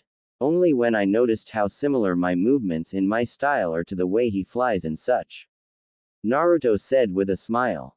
Why 2 names? Sparrow style can actually be used as a taijutsu as well as a weapons fighting form, and it can be used with several different types of weapons both made for close and long range fighting. So I thought maybe I should come up with 2 different names to differ between the Sparrow style weapons combat and the Sparrow style hand-to-hand combat. Ah, clever. Hayate said understanding. Thanks. But there's no real reason for you to come up with a second name. Hayate said. It's the same fighting style and you forget that as a ninja, your body itself is a weapon. So how's it coming along so far? Naruto gave a grunt when he cut his hand on his own blade blocking a vertical slash. I'd still like to come up with a few more blocks, evasions, and strikes before I'd call it finished. With that, Naruto dropped to his back and kicked Hayate over him while striking Hayate's wrist with the blunt side of his katana, forcing Hayate to drop his own. Hayate was about to get up only to find Naruto already had both blades to the Junin's neck. Hayate couldn't help smiling proudly. Well done. Naruto smiled as well before placing both katana in one hand and helping Hayate up. Seeing as you've mastered what I can teach you, it's time to get you a weapon of your own. Hayate said with a light cough. Naruto smiled before going to his shirt and jacket. He slipped his shirt over his head and tied the jacket around his waist while Hayate sealed the katanas in a scroll and put on his Junin vest. A few minutes later, a bell rang over their heads when they walked into the Taisho weapons shop. At the counter they see a man looking to be about old man Hokage's age with short white hair and a matching mustache with a beard attached covering his chin, wearing a pair of circular glasses, a green beanie hat, pale brown shirt with a tea-green sleeveless haori over it, gray pants, and old faded black ninja sandals. The old man looked up when heard the bell and smiled brightly. Ah, Hayate and Naruto. Daisuke said standing from his seat. If you're here together, That must mean I finally have the pleasure to be the one to sell Naruto his chosen weapon or weapons. That you do, Teisho Daisuke, that you do. Naruto said with his own bright smile. Daisuke nodded, the ends of his white mustache curled up with his smile. Do you know your elemental affinity, Naruto? Naruto shook his head. Daisuke reached under the counter and took out a small piece of paper and handed it to Naruto. Concentrate some of your chakra into this affinity paper. Naruto raised an eyebrow then shrugged, taking the paper and concentrated his chakra into it as instructed. Naruto ended up yanking his hand back and almost making it fall off his head when the paper suddenly split into four before one piece crumpled so tight it was like a paper marble, the second turned to ash when it burst into flame, the third almost dissolved becoming so soaked, and the last fall to the floor as a pile of dirt. Naruto blinked in surprise but mostly confusion while Hayate and Daisuke could only stare with their jaws dropped. What just happened? Naruto asked, almost afraid after seeing their expressions. I've never seen anything like that. Hayate said. Neither have I. Daisuke said. Naruto, it seems you have a strong affinity for all the elements. It's rare enough for one to have an affinity for wind in the land of fire, even more so for one to have more than 2 elements at Junin level, but all the elements especially at your age. Incredible. Naruto didn't know what to think so he just nodded. Well, you know what? I have a room in the back with many already made weapons. They're quite different from the ones you see here in the shop. Why don't you have a look around in there and see if anything catches your attention? Naruto shrugged and agreed before Daisuke led him to the back. The back of the shop was actually split into 3 halls. One hall led to the 2-story blacksmith workshop to make the weapons, another went to the Teisho family's 4-story home, the third hall, however, led to the basement door. Go have a look for yourself while I talk with Hayate. Daisuke said. Naruto only shrugged before going down the basement stairs. Daisuke turned to Hayate with a serious look. What do you think? I'll have to talk to the Hokage about it. Hayate said. I thought anyone with a handling for all the elements was neutral, so nothing happens to the paper. Usually, that's true. But that's only because, normally, the chakra of the ninja holding it is either unable to settle on 1 or 2 elements because they're too young or possibly because of a sickness and such. But Naruto's chakra seems to settle on all the elements, and to a very powerful degree. Which is why I was completely stumped on what blade or weapons would best suit Naruto. Is that why you had him decide for himself in the back? Hayate asked curiously. Partially. You see, the weapons in the shop here are just your basic ninja gear and chakra blades made for those in tune, so to speak, with their elements. The ones I have in the back downstairs, however, are unique in a much greater sense. From time to time, a ninja, or any one type of warrior really, will come in search of a special weapon, for lack of better words. In my basement, I have many things that those most greedy would call treasure. That is a test in itself. If one takes something worth a very pretty penny, I send them on their way. The other weapons, however, are another story entirely. Naruto POV. I paused in step when I reached the bottom of the stairs. I'm surrounded by every type of weapon known to man in this room that look to be 2 to 3 times the size of Teisho's shop. Shelves and shelves, tables covered, hooks hanging, and baskets full of every sort of weapon. And wherever I didn't see a weapon, I saw piles of gold and jewels. Medallions, coins, gemstones, everything. And wherever I didn't see weapons or gold, I saw a combination of the two. I shook my head. I wasn't expecting all the gold, but I was there to look for a weapon that suited me. I looked in every direction as I walked deeper into the weaponry room basement. Almost suddenly, I felt this pull, for lack of better words, take me to the far right wall of the room. The pull grew stronger as I walked alongside the wall, scanning the weapons on the shelves or hanging from their hooks. I stopped momentarily. The pull right now was coming from the pair of tonfa hanging in an X on the wall. These tonfa, among the many on the wall, were black steel or something with a crimson tint, pointed ends and a ring on the end of their handles. I lifted them from their hooks on the wall, and the moment I touched them, the pull I felt from them was gone, and as soon as the pull I felt from them was gone, in place of the tonfa was a belt for my waist to carry them. I put on the black metal and cloth belt and put the tonfa through the rings on the back of the belt so that they lay against the back of my hips in an X. I walked along the wall once more towards another pull. It didn't take long for me to find them. Hanging on the wall were 3 katanas, 2 hanging vertical by their handguards and the third hanging horizontally above them, seeing as this one had no handguard. The one hanging on the left had a black handguard that looked like a ninja star made of 6 small kunai on one ring, and the handle had a pointed triangular butt end, while the handle itself was wrapped in a crimson cloth, but the blade itself was the darkest pitch black I'd ever seen and shined enough for me to see my reflection in it. The katana on the right had a handguard shaped like 2 stainless steel crescent moons back to back. The butt end of the handle was spherical, the handle itself wrapped in a bluish-purple cloth, and the blade as shining as the sword on the left but color of stainless steel as the handguard. The handguardless sword above them had the handle wrapped in white. The butt end was the average shape on more ordinary katana covered with a cap of gold. The blade was a white gold color with a light bluish tint. One by one, I lift the katanas from their hooks, and as soon as I did, a sheath lay in its place, and, just like before, as soon as I touched them, the pull was gone. The katana with the shuriken-like handguard had a crimson sheath, and in the middle were 2 gold rings 3 inches apart going around the sheath. The twin crescent moon handguarded katana had a dark blue sheath like the red one. The handguardless katana had a white sheath with a black tribal painting of a dragon going around the sheath, the head near the handle of the katana. As soon as I had all the katanas sheathed, over the hooks that had been holding the handguardless katana was one dark gray belt that, when I put it on, held all 3 katanas on my left hip.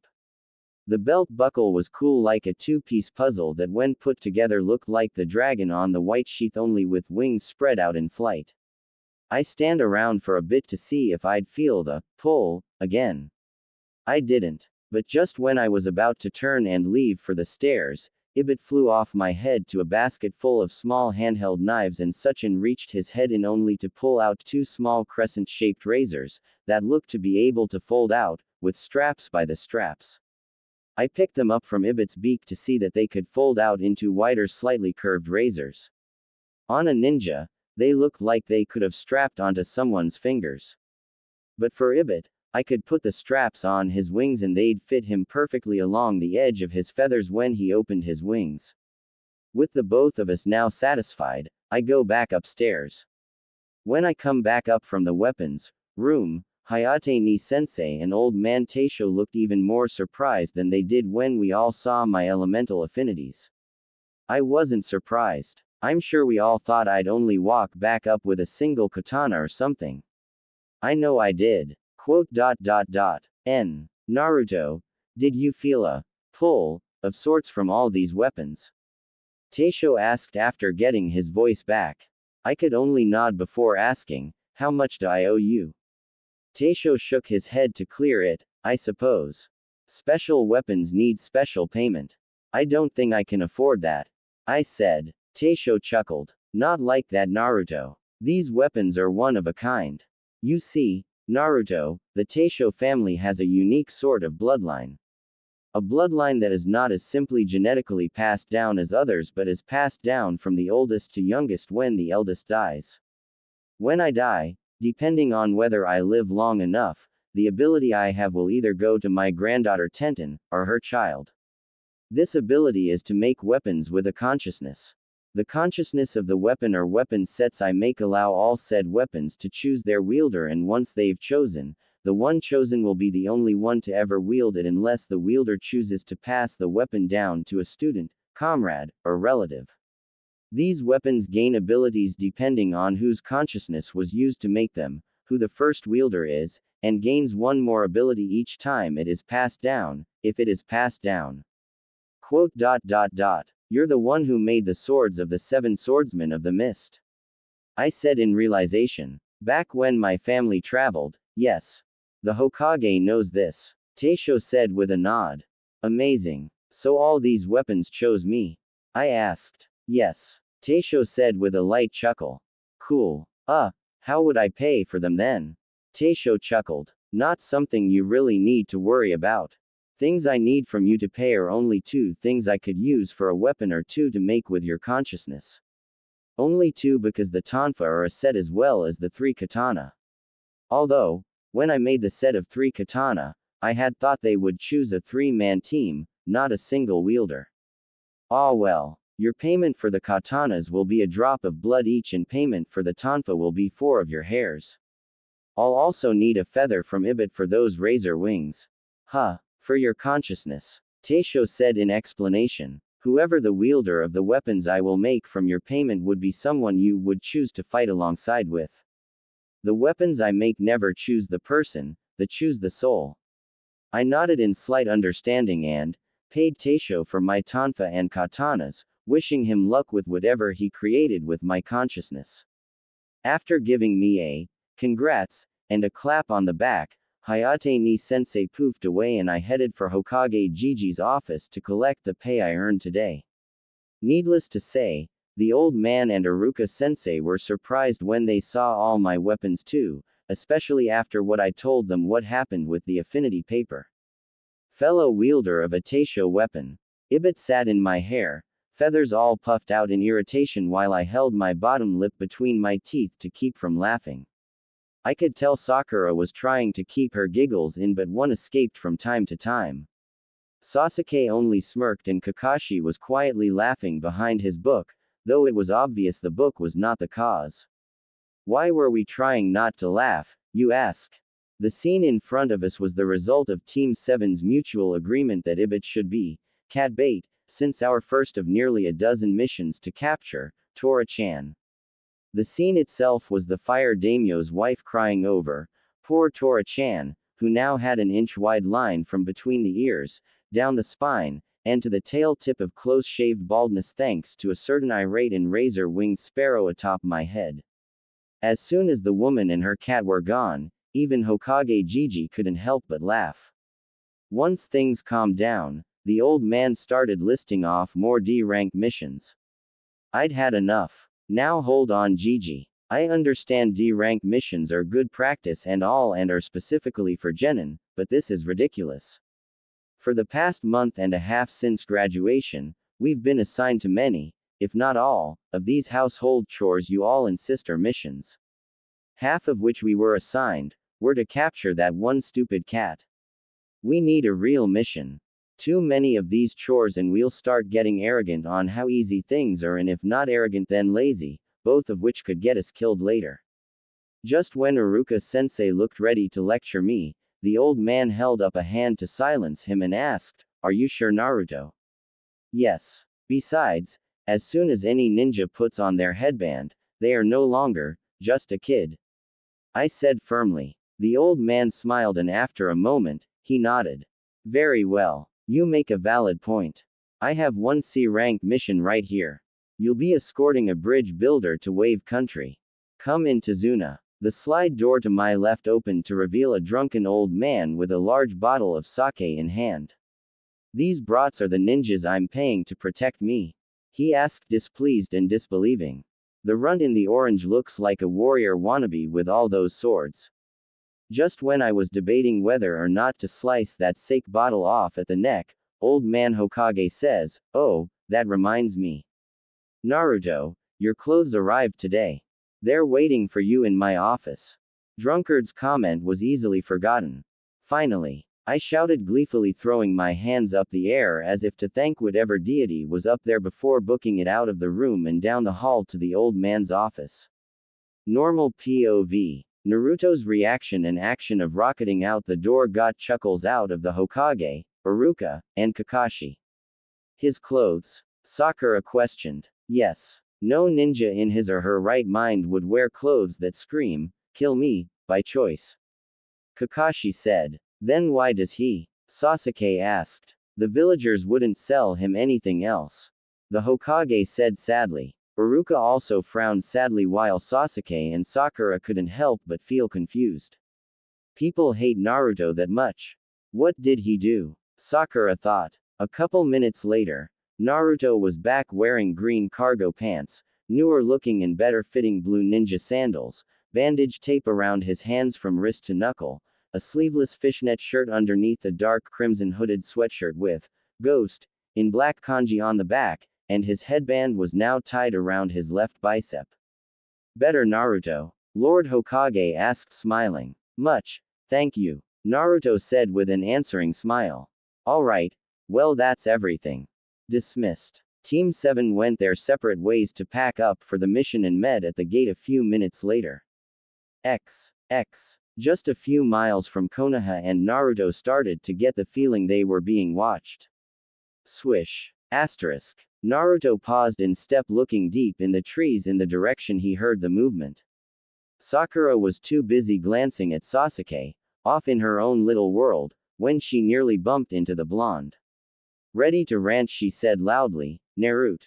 Shish. Everyone paused. What is it, Naruto? Kakashi asked. I thought I heard something in the trees. Naruto said. It was probably just a bird. Sakura said irritatedly. He's just trying to look cool. Cha. If it was a bird, I would have heard wings flapping. Naruto said in his own irritated tone. There was a moment of silence, and Kakashi noticed Tazuna was in a nervous cold sweat.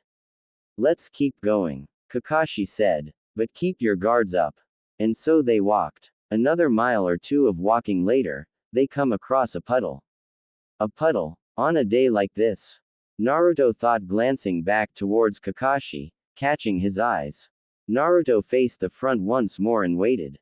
Just when he sensed the attack, he did a sharp turn and threw a shuriken at the Mist Nin's shoulder. The Mist Nin blocked with an iron claw before he and his partner suddenly wrapped a barbed chain around Kakashi and sliced him to pieces.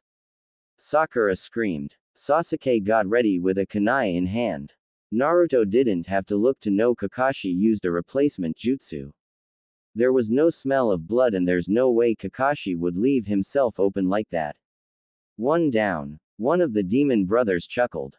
Naruto already had his tonfa blocking the strike the second demon brother made, intended for him, and kneed the Mist Nin's gut before striking the Mist Nin across the face with the other tonfa. The other demon brother swung around, intending to slice Naruto with the chain like they thought they did with Kakashi, only for Sasuke to throw a kunai and embed it into a tree with the chain attached. Naruto used this to his advantage and swung a leg up, sending a high kick to the second brother's jaw, and jumped to axe kick the crown of the Mist Nin's head. At the end of the axe kick, Naruto used the Mist Nin's head as a launch pad and did a backwards somersault in the air over the first demon brother coming up behind him, landing in a crouch just when Kakashi appeared, holding the still conscious of the demon brothers in a headlock. Good job, Naruto, Sasuke. Kakashi said. As Kakashi tied the demon brothers to the tree Sasuke had kunai'd their chain to, Sasuke went up to Naruto. How did you know? Sasuke said in a more demanding tone than a question. Putting his tonfa away, Naruto looked at Sasuke in question. Huh, how did you know that guy was hiding in the puddle?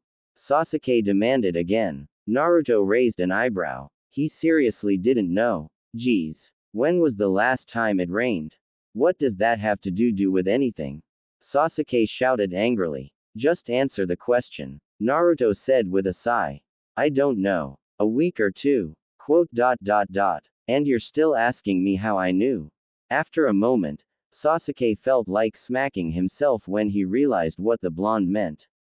Why would there be a puddle anywhere on a hot day like this when it hasn't rained in days? Tazuna, you have some explaining to do, Kakashi said. With ninja involved, this mission would be at least a B rank. But with missing nin in the bingo books, like the demon brothers, it's rising to A rank. Look, I'm sorry I lied, but my village is so poor, it can't even afford to pay for a B rank mission. Tazuna said. If you had explained things, the old man would have taken an IOU. Naruto said with a frown. But I can't blame you for being scared that he wouldn't just take your money and leave you hanging. Naruto. Don't talk about the Hokage like that. Sakura screeched. I wasn't talking about old man Hokage, I was talking about the idiot villagers who've been doing that to me my entire life. Naruto snapped back, shutting her up. Sighing, he looked back to Tazuna. So what's really going on, bridge builder? Tazuna hesitated a moment, looking Naruto in the eye, searchingly. His own eyes widened just a bit at what he saw. Single quote. This kid's not kidding. He knows what it's like. There's this man named Gato. Gato. As in Gato Shipping Company's Gato? Naruto questioned. Tazuna nodded. Behind the business is a cretin who loves money and watching people suffer. He took over our village and bleeds it dry of everything we have, using ninjas and mercenaries to do so, and secretly sells drugs and other illegal items. He's done this to other countries and businesses he's been to as well. He came to Wave about a year ago, and through money and violence, he quickly took control of the country's shipping industry. Gato now has monopoly on all the business and traffic in Wave Country. The only thing he has to fear now is the completion of the bridge. Naruto nodded in understanding and looked to Kakashi with his arms crossed and a look on his face that said, "I'm going, with or without you." Kakashi stared at the silent and stubborn blonde for a moment before sighing. "Alright, we'll go." Naruto smiled. A few more hours later, they were getting off the boat to Wave. After a ways of walking, Naruto suddenly threw a kunai into the bushes. Sakura went over and found a white rabbit frozen in fear with the kunai Naruto threw embedded in a tree behind it, right between the ears. "Naruto, quit showing off." Sakura shouted angrily. "You almost killed this poor rabbit. Rabbits aren't white this time of year." Naruto muttered to himself, ignoring her. Something in his senses suddenly flashed danger alert. "Get down." Naruto and Kakashi shouted, ducking, taking their teammates and Tazuna with them. They just missed getting decapitated by a spinning, flying, big sword. Copy Nin Kakashi of the Sharingan. No wonder the demon brothers were defeated so easily. They looked up to see the sword they'd barely dodged embedded into a tree and a shirtless missing mist Nin standing right on the blade, just as a thick mist started setting in. "Momochi Zabuza. Demon of the bloody mist." Naruto said with a grin. "You know me, kid?" Zabuza asked, grinning under his bandages. "I know I should feel scared, but I can't help but feel excited." Naruto said, untying his headband from his arm and readying it over his head, hair covered by the cloth and ibit hopping down to his shoulder. "I'm sure it's not every day you meet a fellow wielder of a Taisha weapon." Zabuza gave Naruto a look over and eyed the blonde's 3 katana and pair of tonfa. "Which one you get from the old geezer?" "Everything you see here," Naruto said, drawing all 3 katana. Zabuza started to chuckle before laughing out loud. "I like you, kid. I was gonna fight Kakashi, but I think I'm gonna test you first." "What's your name, kid?" "Uzumaki Naruto. An honor to meet you. You mind if I take my weights off? It'd probably be a bad idea to hold anything back against you." "Probably. Sure." "Naruto, are you trying to get yourself killed?" Sakura screeched. "Naruto, are you sure about this?" Kakashi asked. "Don't ask him. Stop him." Sakura screeches. "I've made up my mind and so has he." Naruto said in a firm tone. "Right, Zabuza-san. Right, kid. But you can step in when you want, Kakashi. I'll still be killing the old man there." Kakashi only sighed and stepped back out of the way, all of them ignoring Sakura's rants. Naruto lifted the hand only holding one sword in a sign. "Ibit, stay with the old man, bridge builder." After the little sparrow darted over to Tazuna's head from Naruto's shoulder, the blonde said, "Kai." And then Naruto disappeared, wisps of mist and dirt floating around where his feet once were. Clang. Tazuna and Team 7 looked to see Zabuza airborne, blocking Naruto's first strike. Naruto jumped back, a katana in each hand and the handguardless katana's handle between his teeth. "This kid's as fast as Haku, if not faster." Zabuza thought. "This could mean trouble, but still be fun." "Not bad, kid. Not bad at all. You have your first kill yet." Quote. Naruto sent a quick glance back at Sasuke and Sakura before looking back to Zabuza. "So you have, huh?" And your teammates didn't know it. Naruto disappeared, and it was Zabuza's pure instinct that saved him from a double vertical strike and a horizontal slash from the katana between the blonde's teeth. And people think I talk too much. Naruto said. Kakashi-sensei. What did Naruto mean by demon of the bloody mist? Sakura stuttered. Kakashi didn't answer. Instead, he focused on the two swordsmen fighting evenly. Naruto disappeared and reappeared several dozen times before slashing a gash on Zabuza's shoulder and side of the left knee and had to jump back, earning himself a horizontal cut under his right eye, just managing to block the rest of Zabuza's swing between the katana in his teeth and the katana in his left hand. Naruto had his left arm stretched across his chest for the block and his right arm over his stomach, right katana ready and swung, slashing a strike across Zabuza's abdomen. Zabuza kicked at Naruto's gut, forcing the blonde back, and swung his sword in a hammer strike into Naruto's right shoulder. Though still getting a deep cut from the strike, had Naruto's block with all three katana come a second later, his arm would have been sliced off. Naruto, look out! Kakashi stepped in, just in time, headband up revealing his Sharingan, when a Zabuza water clone was about to cut the blonde in half from behind. The clone turned into water. Mizubunshin, Kakashi and Naruto thought. When did he make the hand signs? Naruto was suddenly kicked in the left side of his head, sending his headband flying off, skidding in the dirt when he landed on his right side, the katana between his teeth now lying in the grass beside him. Kakashi rejoined Tazuna and the other two genin when Zabuza disappeared and reappeared, between the three-leaf shinobi. Only to be revealed as another Mizubunshin. Zabuza reappeared again, this time revealing Kakashi had copied his Mizubunshin. After a few punches, kicks, and swipes of the Kubikiribocho were exchanged, Kakashi found himself kicked away like it was nothing before being suddenly trapped in a water prison. Now that you're taken care of, I can finish off your comrades. Zakuza said smugly before making a one-handed hand sign, making another water clone that climbed out of the water. A single-handed sign. He's even more skilled than I thought. Kakashi thought with dread. Listen you guys. He shouted to his team. Take Tazuna and run. You have no chance against this guy. He's using all his power to keep me in the water prison so he can only fight you with his water clone. But the clone can't go far from his real body, so as you get away from him, he can't follow. Just run. Run away. Sasuke thought, trembling but gritting his teeth. You got to be kidding me. That option was gone from the moment you got caught. No matter how fast we run or how far we go without you, sooner or later he'd track us down. And wipe us out. In the end. Sasuke glances at Naruto, who stood back up on his feet with a katana still in each hand, then glanced over to Sakura, who was just standing there trembling in fear. We're finished on our own. Our only chance of surviving through this is to rescue you. We'll just have to fight. The raven-haired boy shouted before charging in, throwing as many shuriken as he thought necessary as he went. Zabuza's clone swiped the shuriken and blinked before looking up to find Sasuke had leapt up to go for an aerial attack. Too easy, said the clone, catching Sasuke by the neck before tossing him into the dirt. Sasuke. No, Sakura shouted helplessly. Damn it, Sasuke. Naruto mentally cursed. You think wearing a headband makes you a ninja?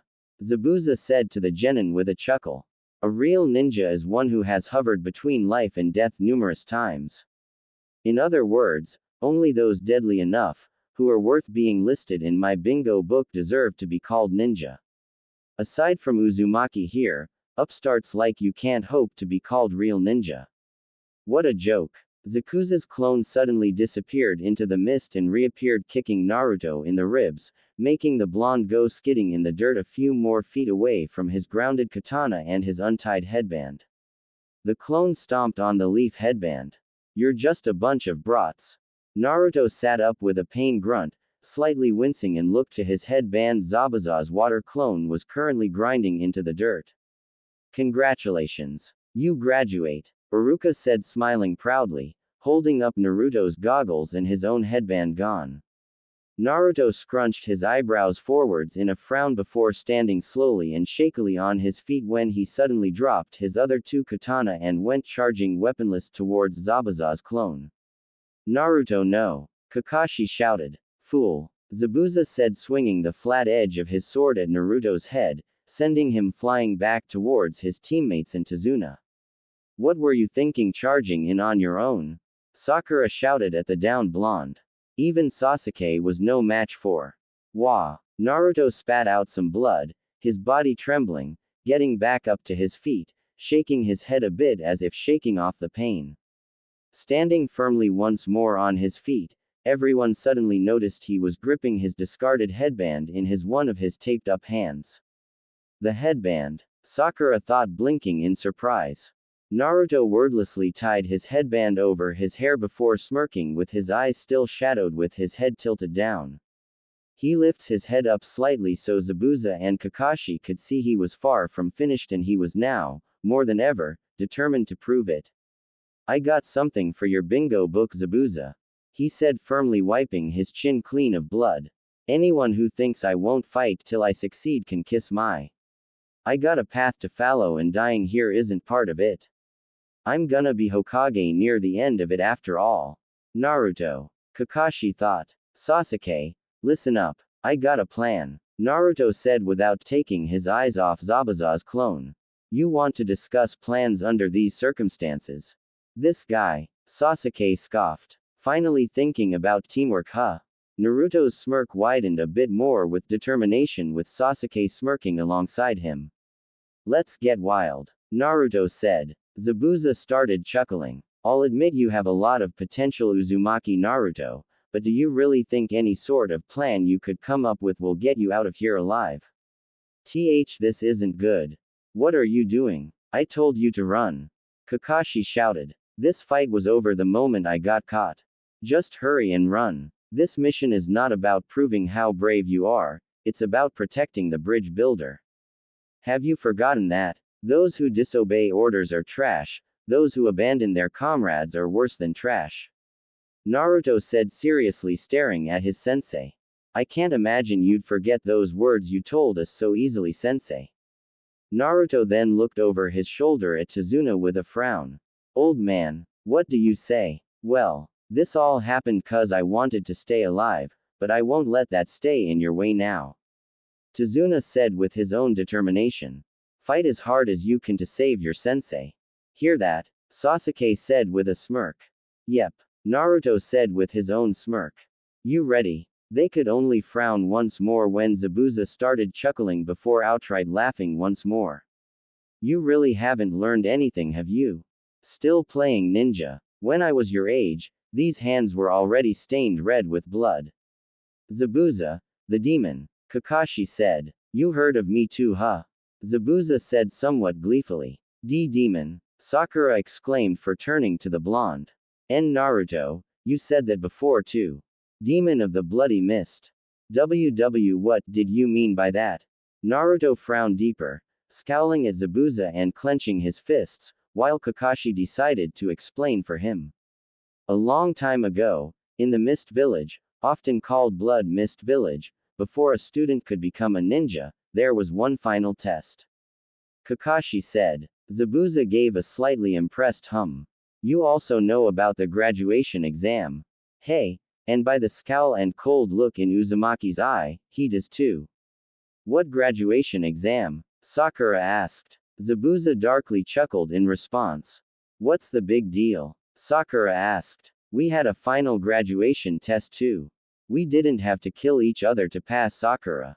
Naruto said faintly, but everyone heard him and it made their blood run cold. What? Sasuke choked. Yes. Zabuza said with a darker, more chilling chuckle than before.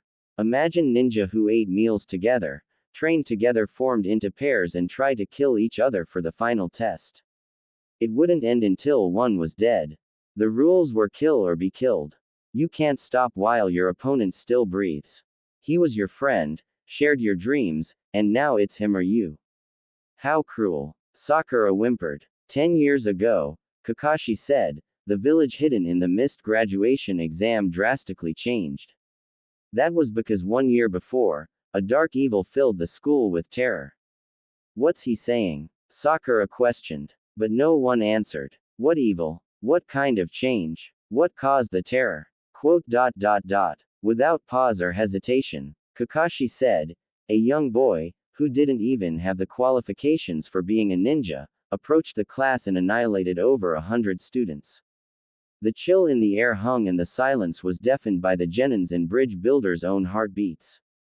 That, sure was, fun. Zabuza said, grinning under the tape.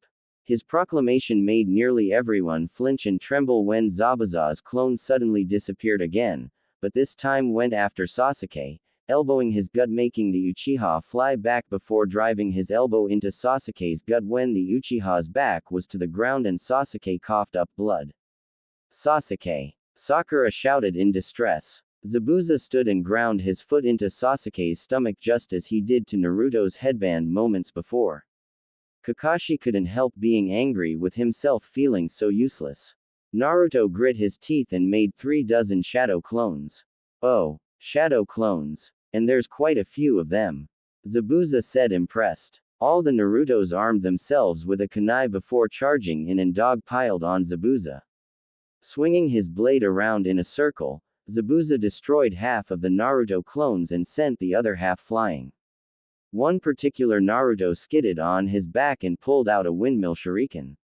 Sasuke, catch! Sasuke caught the folded windmill shuriken and knew what the blonde was planning the moment he caught it, mentally praising him before spinning around and unfolding the windmill shuriken and tossing it at the real Zabuza, holding Kakashi captive. Only for Zabuza to catch it.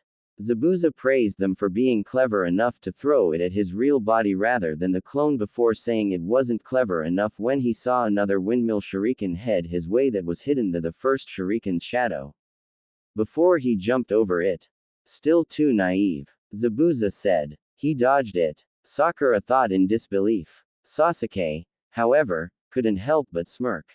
And suddenly, the windmill shuriken poofed into Naruto with a kunai, much to everyone but Sasuke's surprise. Naruto tossed the kunai at Zabuza, where he couldn't block or dodge it, forcing Zabuza to let go of his hold on the water prison holding Kakashi, but still go a slice under his eye from the kunai Naruto threw. Enraged, Zabuza was ready to throw the windmill shuriken he'd caught at the blonde while Naruto was still in the air. Only for Kakashi to block one of the blade with the back of his fist as Naruto landed in a crouch atop the water. Sasuke and Sakura took their stances in front of Tazuna, hopefully ready for anything. The windmill shuriken was folded back up before Kakashi tossed it away and the two jumped apart, going through the same hand signs and the water under their feet reacting, seeming coming to life in the forms of a water dragon for each of them. Naruto cut the flow of chakra to his feet and dove underwater so he wouldn't get any backlash of the two water dragons' attacks. When he surfaced, Zabuza and Kakashi were toe-to-toe Kubikiribocho versus kunai. He got back on top of the water and rushed back to land with Tazuna and his teammates. No one noticed the young man in the mist nin hunter nin mask standing on a branch watching the fight with the rest of them. It was only after the two jumped back, circled each other, and stood in the exact same formation, that Zabuza realized Kakashi seemed to know his movements before he did. Kakashi was angering him and angering him further when he was saying the same things as Zabuza as well. He started to panic when he saw his own image behind Kakashi, panicking further when Kakashi could make the giant vortex jutsu before Zabuza had the chance. Zabuza was hit and was flushed onto land with the water into a tree when Kakashi tossed several kunai at him, stood on a tree branch above him. Just when Kakashi was about to finish him off, 3 Senbon went straight through Zabuza's neck. Everyone looked to the hunter nin they finally noticed. With a chuckle, the hunter nin said, "You were right. He's dead." Kakashi hopped down from his spot in the tree and checked Zabuza's pulse just to be sure. "He's definitely dead," Kakashi said before looking up to the hunter nin. "He's just a kid," Tazuna said with surprise. "So are we. What's your point?" Naruto said. "And he's no ordinary kid." Both Kakashi and Naruto thought. In this world, there are kids younger than us and even stronger than Kakashi-sensei.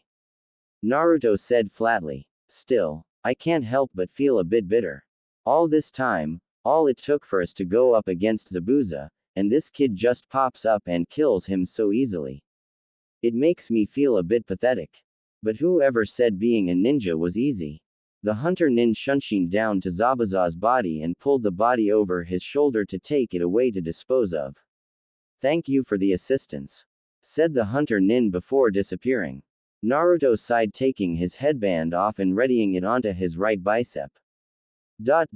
Just before he and Kakashi fell to the ground, Naruto slowly wobbled back up onto his feet a couple minutes later while Kakashi lay unconscious from chakra exhaustion. Naruto went over to the unconscious Junin and threw him over his shoulder like it was nothing. And seeing as Naruto still had his weight seals unsealed, it really was nothing. Come on, better hurry to Tazuna's, Naruto said tiredly. Tazuna nodded. Both he and the other two genin were still shocked by this and what they'd already witnessed. Tazuna picked up Naruto's pack and led the way to his home. About half an hour later, they reached the village and the house Tazuna lived in. Tazuna's daughter, Tsunami, led Naruto to one of the guest bedrooms for Kakashi. Naruto carefully put Kakashi down on the futon before Tsunami offered to bandage his wounds. Naruto asked if he could take a shower first, so Tsunami led him to the guest bathroom. I'll wash your clothes while you shower, Tsunami offered. Thanks, but could you actually leave my pants and boxers? Naruto asked. Sure, thanks. A few minutes later, Naruto came downstairs wearing the pants he'd kept, a light gray sleeveless hoodie zipped up only halfway, showing his bare chest, with a red-winged tribal dragon on the back, headband tied around his bare bicep where it belonged, and his hands re-bandaged from wrist to knuckle like usual. He re-weighted his seals and his Taisho weapons were in their sheaths on his waist where they belonged. Sakura, Sasuke, Tazuna, Tsunami, and a gloomy-looking little kid were in the kitchen already eating dinner. Naruto, this is my grandson Inari, Tazuna said, nodding over to the little kid. Inari, this is the swordsman boy I was talking about. Inari looked Naruto up and down before going back to his meal. He has cold eyes. Kinda like mine, Naruto mentally mused. Ibit flew out of Tazuna's hair and into Naruto's, making the blonde smile. I'd forgotten he was in there, Tazuna said, brushing his hand over the crown of his hair. Well, he is a ninja sparrow, Naruto said with a chuckle as he could feel Ibit puff up in pride. Naruto immediately started eating when Tsunami gave him a plate, but he soon found himself pausing when he caught his teammates' stares. What? Naruto questioned. Snapping out of their daze, Sakura hesitated a moment before saying, Naruto. When Zabuza asked if you'd killed yet and you said nothing, was he right to assume you have? Naruto slowly chewed what was already into his mouth and swallowed, still slightly hesitant to answer. Yes, he said before going back to his meal. A chill went up everybody but Sasuke's spine at Naruto's somewhat casual tone. How old were you? Sakura asked somewhat quietly. Slowly chewing again, Naruto thinks how to answer before glancing over at Inari, then looking to Tsunami and Tazuna. How old's Inari? He just turned 8, Tsunami said, slightly confused. Naruto nodded, taking a few more bites of dinner before saying, I was 2 years younger than Inari. A chill went up everyone's spine that time. He was 6. They all mentally exclaimed. Why would you kill someone, Naruto? Sakura gasped. Naruto frowned coldly at her aghast and horrified expression before putting down his chopsticks. In case you forgot, Sakura, we're ninja. Sometimes we have to kill. Not because we like to, but because it may be our job. Naruto said crossly. We have to. But 6 years old. Naruto, you weren't even in the academy then. Sakura argued. So it couldn't have been your job. And seeing as you've never been outside the village before now means it had to be a Konoha resident. It could have been a ninja that snuck within our walls or a traitor like Mizuki. Naruto pointed out, his tone slightly sharper. But it wasn't, was it? Sakura countered angrily and accusing, looking at Naruto like he was becoming another Zabuza. No, sadly not. And you were 6 years old. Sakura repeated. Yeah, so why did you kill someone? I had to kill someone so they wouldn't kill me. Naruto snapped with a pound of his fist against the table. Tsunami gasped, her eyes moistening up. Naruto glared at Sakura's surprised and appalled expression before closing his eyes, turning away from her, taking a deep breath and stood from his seat. Food was great, Tsunami, but I've just lost my appetite. With that, Naruto headed out of the kitchen to the back porch and sat down to cool his head. After taking a few calming breaths before reaching down to the brown leather-coated steel thin cylinder case on his thigh, about the length of his thigh, just behind his shuriken case that no one seems to notice. Unsnapping the button of the lid, Naruto pulled out an old and slightly worn wooden flute. To anyone it would look like a plain wooden instrument you wouldn't be able to sell for a 10 yen piece, but to Naruto it was priceless and irreplaceable. He smiled remembering when he first got it and why. Flackback. A 9-year-old Naruto sat patiently, watching the old man Hokage paint while smoking his pipe. Gigi? Naruto questioned. Yes, Naruto. The old man asked without looking away from his work. Aren't we going to do another academy lesson? Or some training? The blonde asked confused. Being a ninja isn't all about training, Naruto. Hiruzen Sarutobi said. Too much of one thing is no good. It's good to train your body as well as your mind, yes, but it's also good to have something, a hobby of sorts as well as a meditation, where you are completely relaxed.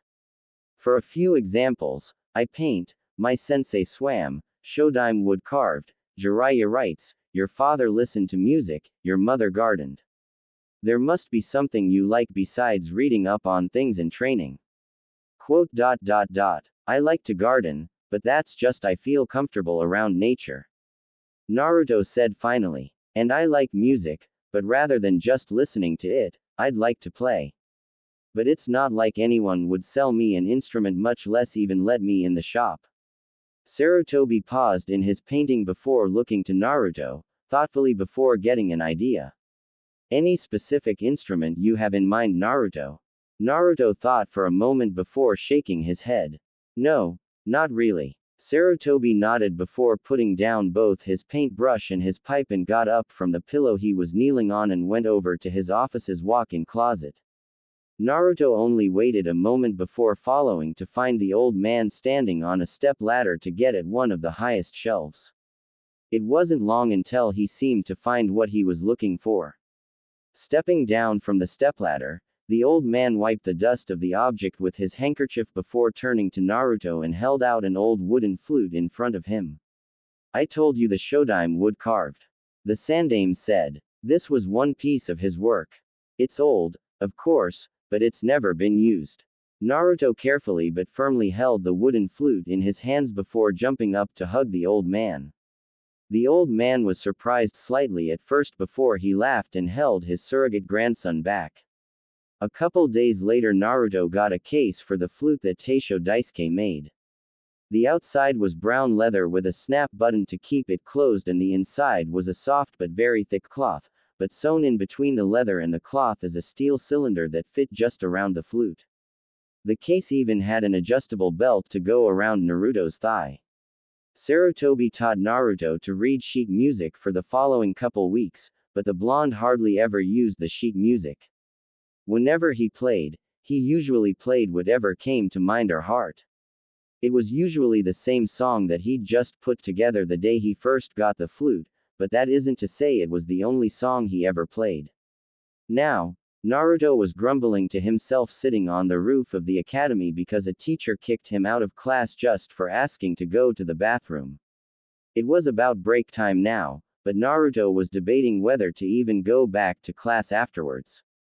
Sighing to himself, he took out his flute, thinking maybe playing would calm him down and make him feel a bit better. This would be the first time he didn't play outside the Hokage's office though. Taking a deep calming breath, he brought the flute to his lips and began to play. The song was sad, slow, and gave off a feeling of a sorrowful nostalgia almost. Remembrance of happy memories now turned sad are the kind of memories you regret having because you wish you could go back and change them, and some memories you wish you couldn't remember at all. Shifu's flute music from Kung Fu Panda. Link watch. V equals -5 QHNRM mil I. As Naruto played from where he was sitting on the roof, he had no idea that any activity during break had slowed before coming to a stop so the children and teachers could listen to the music they heard and didn't know where it was coming from. Iruka knew though, and he just sat back and listened with a smile. Naruto didn't know and the Hokage didn't tell him, but there was one time while the Sandaime was doing paperwork, Naruto had been sitting on the couch playing his flute with his eyes closed, as they always were when he played, and Iruka had walked in. He'd stopped and stared at the young blonde in surprise and the Sandaime put a finger to his lips, silently telling the Chunin to be quiet before motioning for Iruka to come in and drop off whatever paperwork he'd come to deliver. Naruto was too focused and relaxed playing, he hadn't noticed a thing. It was several minutes later the music stopped and on the roof Naruto sighed quietly to himself with a light smile before putting his flute away and going back to class. On his way back to the classroom he heard some students and teachers muttering to themselves. He was quite used to this. No doubt they were saying mean things about him. Or so he thought. Where do you think that music was playing from? One kid asked another. I don't know but it was pretty. Another said. Who do you think was playing it? I want to hear it again. Naruto, up to that point, turned right around and headed home. He didn't much care to go to class with his face as red as a cherry. Flashback end. Naruto chuckled, looking back before bringing his flute to his lips and started playing that same song. Though, of course, after much time and practice, it sounded much smoother and softer than it had back then, he was sure. Sakura and Sasuke had looked up from staring ashamedly, Sakura, and solemnly, Sasuke, at their meals to the direction Naruto had left in surprise. They'd recognized that song instantly, hearing it from time to time in the academy though never knowing where it had come from. Tazuna and Tsunami looked up as well when they heard that song.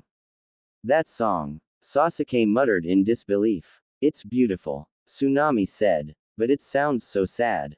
It reminds me of. She trailed off as her eyes began to tear up. Naruto's really good at playing the flute. Tazuna said quietly, knowing just how Tsunami felt and what she was talking about. Naruto. Sakura questioned. Well, who else could it be? Tazuna asked. Inari doesn't have a flute and your sensei still lights out. Sakura could only down sheepishly while Sasuke continued to stare towards the doorway and listen to the music Naruto was playing. He remembered when he first heard the song back in the academy. It had been a year and a half since his clan had been slaughtered and when he heard that flute playing, he instantly started thinking about all the good times he had with Itachi, his mother smiling at him, his grandparents wishing him a good day, the first time his father truly praised him rather than compare him to Itachi. He'd had to run to the bathroom before any of his classmates could see him break down. Now he could only wonder how Naruto could play such a song. Now that he actually thought about it, Naruto hadn't worn that big stupid grin in a while.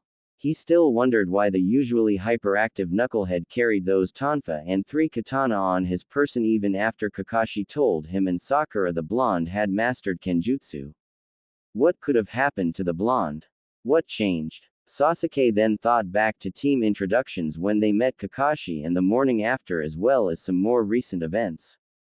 I'm Uzumaki Naruto. I like to read, train, learning more jutsu, and a few other things. I dislike judgmental and arrogant pricks who just assume things and don't even bother to get their facts straight, and a couple of other things. My hobbies fall under my likes and pulling pranks, and another thing or two. And my dream is more of a lifelong goal really. I want to surpass my father and those before him. What makes me dead last was all the teachers aside from Iruka sensei failing me without even looking at my papers, brushing me off whenever I actually asked for help, and kicking me out of class for no reason whenever we were learning things together. The blonde opens his closed eyes and looked at his teammates saying, but you two wouldn't know that would you? Not with your precious Sasuke-kun around or you and your nobody's better than me attitude that will sooner get the both of you killed. If you had explained things, the old man would have taken an IOU. Naruto said with a frown. But I can't blame you for being scared that he wouldn't just take your money and leave you hanging. Naruto. Don't talk about the Hokage like that. Sakura screeched. I wasn't talking about old man Hokage, I was talking about the idiot villagers who've been doing that to me my entire life. Sasuke began thinking back further. What did any of them really know about Naruto? Back out on the porch, Naruto finished his song and put his flute away, leaning back against one of the beams with one leg bent up at the knee and the other hanging over the edge of the porch. He sat calm and collected a moment before saying, "You can come out now. I can sense you." Inari came out from behind the slide door. "You have eyes like mine," he said somewhat quietly. "Because I know pain," Naruto said, turning his head slightly to give a sideways look towards Inari before looking forwards again. Inari nodded in a sort of agreement before going over and sitting next to Naruto, both his little legs hanging over the edge. "I know what Gato's done to your village," Naruto said, noticing Inari flinch from the corner of his eye. "But by the look of it, I'd say he's done something a bit more personal towards you and your family. Mind telling me what happened?" Inari glanced at Naruto to see the blonde was still looking forwards at nothing in particular. Biting his lip, he too looked forward at nothing before bringing his knees up to his chest and hugging his legs just as his eyes began to water. "My dad," Inari said with a choked sob. "A couple years ago, I was being bullied by some big kids and one of them threw my puppy in the water." Sniffle asterisk. "He said if I wanted my puppy back so much I should go get him. But I didn't know how to swim. Then I was thrown in the water and Dad saved me. He became my dad soon after and a hero to the village after that. There was a big storm and Daddy, he dove in the water to fix one of the dams where the rain had flooded in. Everybody called my daddy a hero. But then Gato came." By this time Inari was crying and couldn't seem to stop. Gato had Dad's arms pulled out of their sockets and tied to a post so they were useless, had him beaten and killed in front of the whole village. He said he would protect the city with his own 2 arms. What a liar. I know the truth, there's no such thing as real heroes. Inari bawled loudly before whimpering to a stop when he was surprised to feel a hand patting his head and blinked confusedly at Naruto. "I know it sure as well seems that way, but your dad is a hero," Naruto said. "Gato had him killed because that money-grubbing bastard knew that killing the village hero would break it. If the one who wanted control and couldn't get it had the person everyone looked up to killed, of course he would be feared. Gato's nothing but a selfish power-hungry swine and he's trying to do the same thing he did to the village by killing your father back then, by killing your grandfather now. Gato's afraid if the bridge gets built, not only will he lose money, but the village will get back the glory it had before Gato came to dictate it. Your dad's death doesn't mean he was a liar or that heroes don't exist, Inari, it just shows how desperate Gato is for power. My team and I are here so that doesn't happen again with your grandpa." Inari wiped his nose on the back of his hand and the tears from his face with his palm. "How do you know all that?" he sniffled. "Because my dad died a hero on the day I was born," Naruto said, making Inari blink up at him in surprise. "I grew up hated by my village with no family at all. My mom died in childbirth, as far as I know anyway.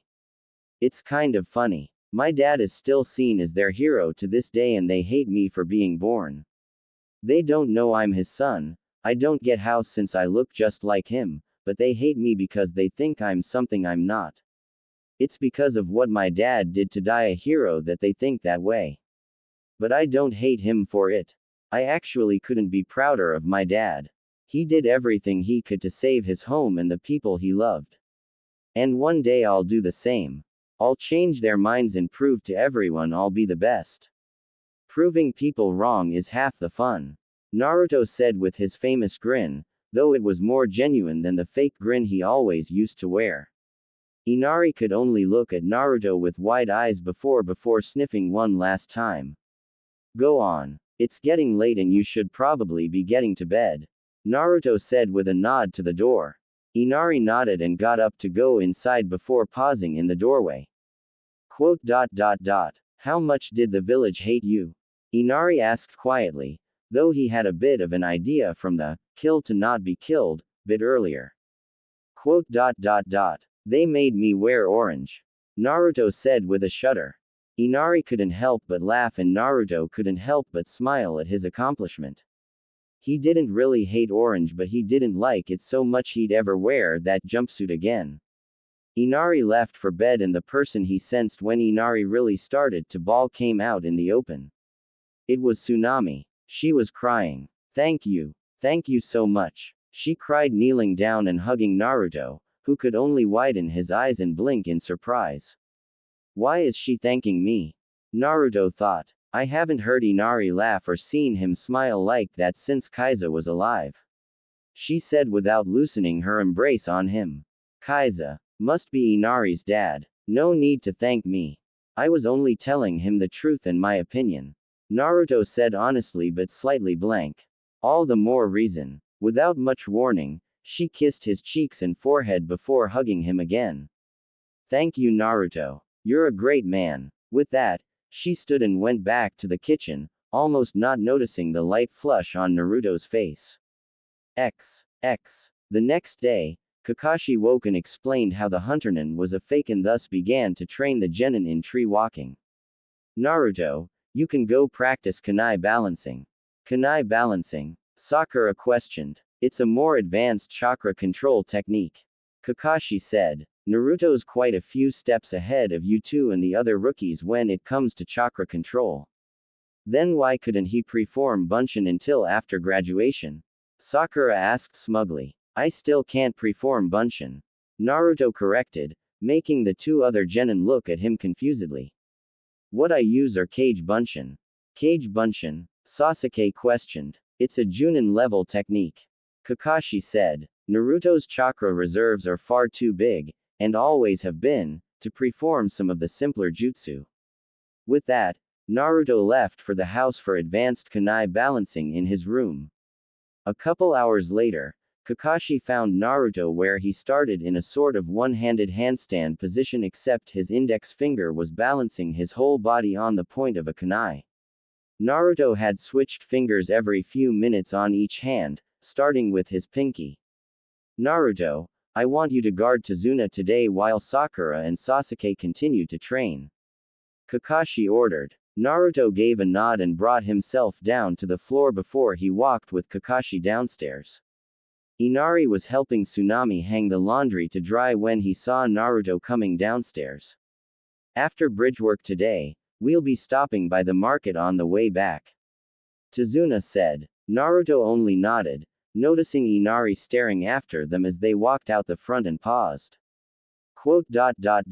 Inari, if you want to come with us, just say so.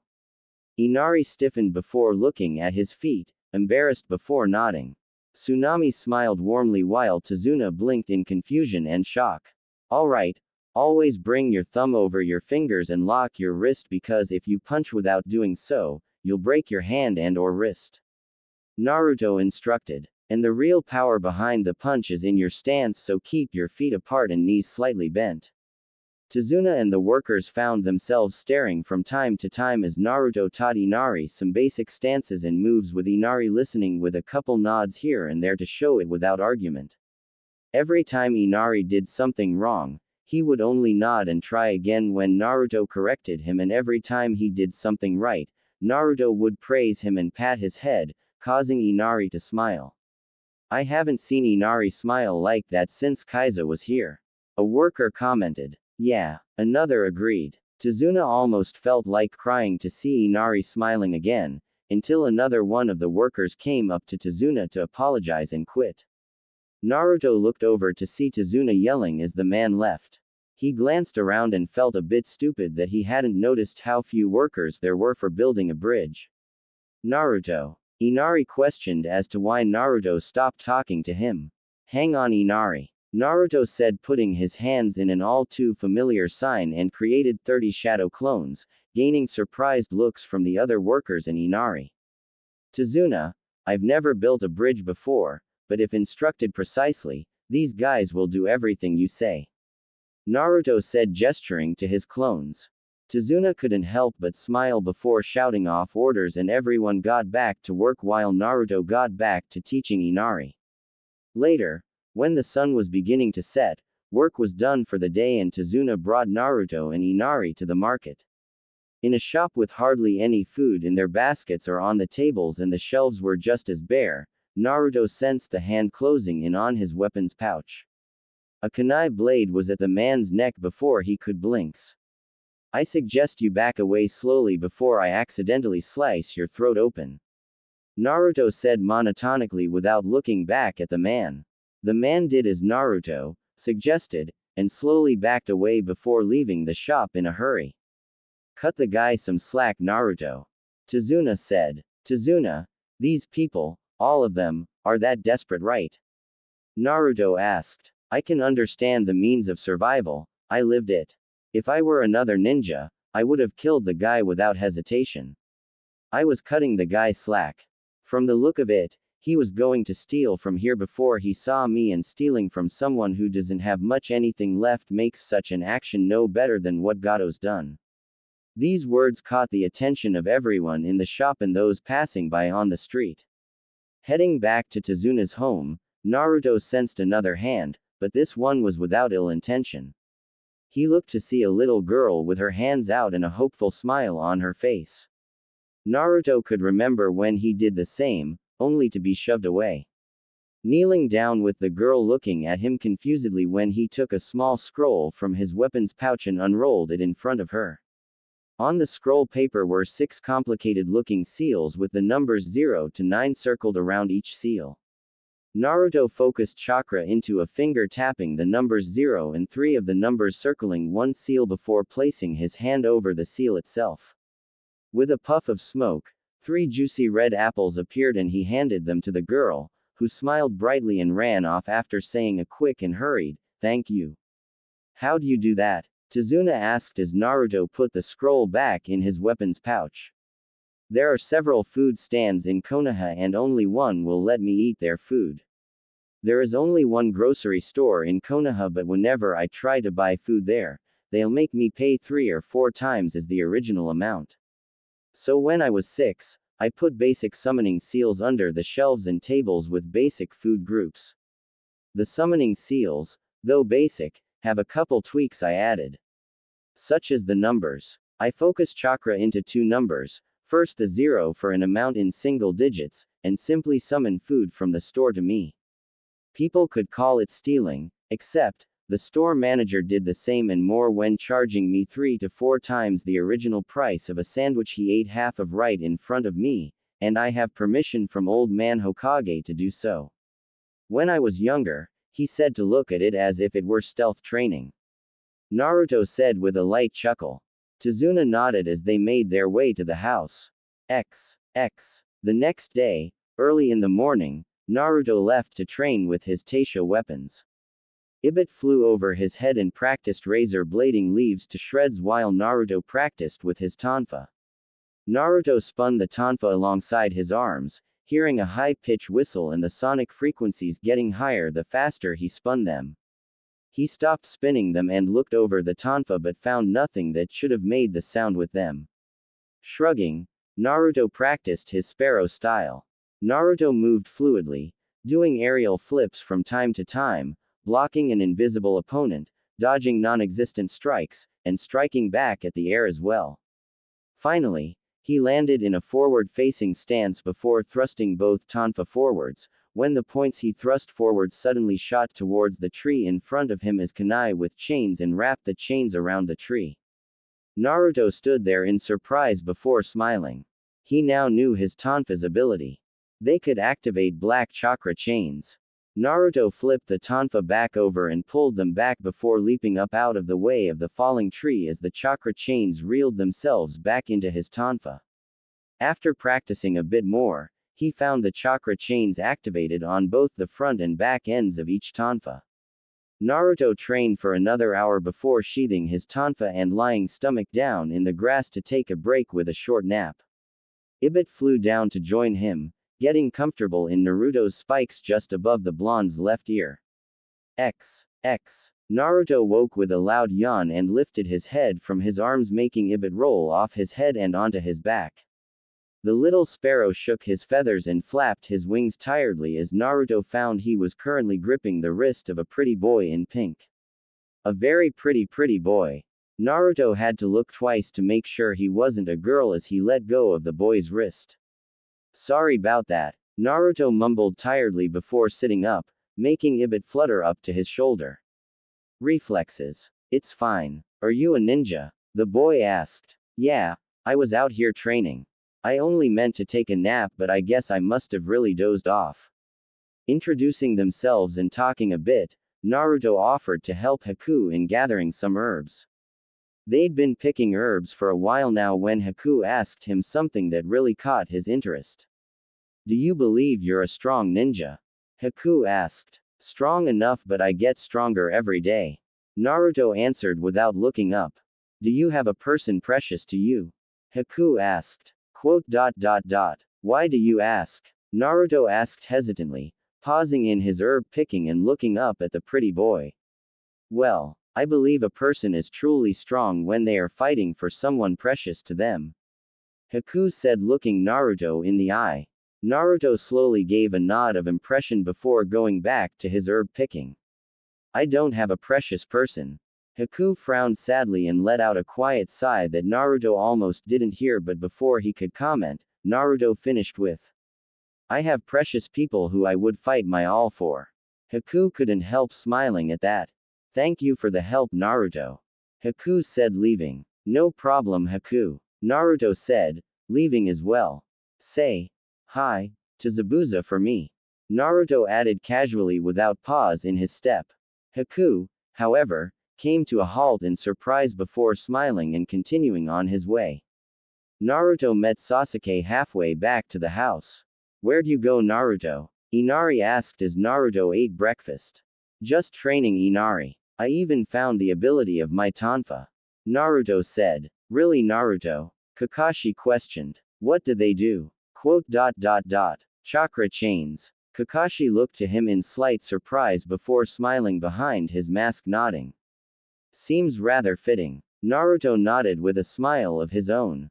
I thought so too. What are chakra chains? Sakura asked. It's a forbidden technique created by Konoha's red hot-blooded habanero. Kakashi explained. The only reason it's really forbidden is because she died before teaching it to anyone. It's most likely, if not surely, her consciousness that was used to make Naruto's tonfa. Certain Taisho weapons are made with a person's consciousness, so the weapon gets to choose its wielder. Cool. Inari gasped, making Naruto and Kakashi chuckle. And why does it seem fitting that Naruto was chosen by these chakra chain tonfa that were made with the red hot-blooded habanero's consciousness? Sasuke asked. It actually makes perfect sense, considering she was Naruto's mother. Kakashi said. Sasuke and Sakura looked to Naruto questioningly while Naruto just ignored them. Tazuna cleared his throat and asked, So Naruto, you planning on helping with the bridge building again today? Naruto was thankful for the change of subject. Sorry Tazuna, that's up to Kakashi-sensei. I'm going to have Sasuke guard you today, Tazuna, since he accomplished tree walking last night while I have Sakura build up her chakra reserves. Kakashi said. Does Sasaki know that Kage Bunshin thing? Tazuna asked. No, that's a Junin level technique. Kakashi said. I thought Naruto was only a genin. Tazuna said, confused. He is. Then why does he know it? Because he can't do a regular Bunshin. What's the difference? Regular Bunshins are only illusions while Kage Bunshins are solid clones. So a regular Bunshin wouldn't be able to help with the construction of my bridge. No. Dang it. I can send a few clones with you to the bridge if you'd like, Tazuna. Naruto said. It would be much appreciated, thanks. Tazuna said. The whole conversation between Tazuna and Kakashi made Sasuke seethe and he was grinding his teeth by the end of it. After breakfast, Naruto went back up to his room to practice more kunai balancing but found Inari following him. What is it, Inari? Naruto asked. Can you teach me some more? Inari asked hopefully. Naruto chuckled. Sure. Leading Inari to his room, Naruto unsealed a shogi board and set it up. I thought we were going to train, not play games. Inari said, disappointed. It's best to be just as strong here, Naruto said, pointing to his temple, as it is here. He said, lifting his arm and pointing at his bicep. After teaching Inari shogi and playing a few games, Naruto made a clone to play 3 more games with Inari before taking him outside to run laps around the house. The original Naruto was planning on going back into the woods for more training but found Tsunami in the kitchen with a big pile of dishes and lunch still needing to be cooked. I'll help you with that, Naruto offered, stepping up beside her in front of the sink. Oh, no, you don't have to. Tsunami, you got a workload here fit for several hands rather than just the 2 you have.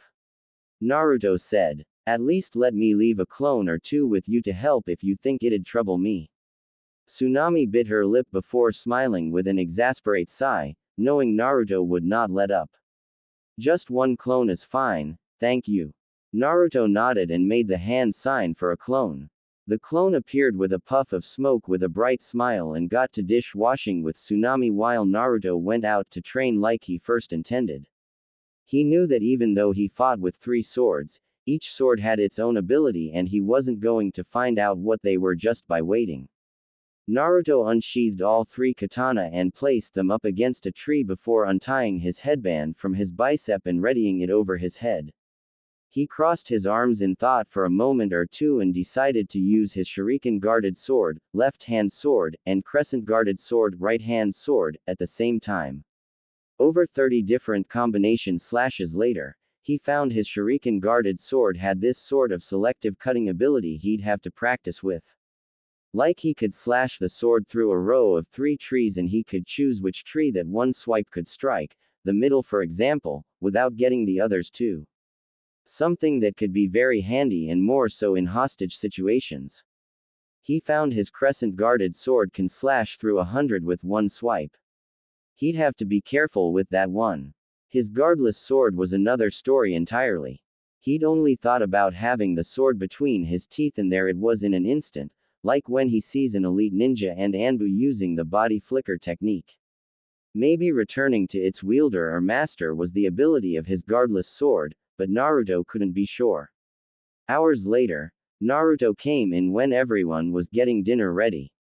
As soon as the blonde was through the door, he fell to the floor in dead tired unconsciousness from all the training and discovering the secret of the shadow clones when Tazuna had said they were done for the day and all his clones dispelled at once several minters earlier. The clone that decided to stay put after cleaning the dishes and help Tsunami make dinner dispelled a second before Naruto hit the floor. Kakashi was quick to catch the dish the clone had been carrying to the table before setting it down. Ibit flew onto Kakashi's head when Naruto fell unconscious only to go back into Naruto's hair when Kakashi brought the blonde upstairs to bed. The next morning, Naruto woke just as early as the day before and left to train again. Though, he hadn't really expected to run into Tsunami on the way out.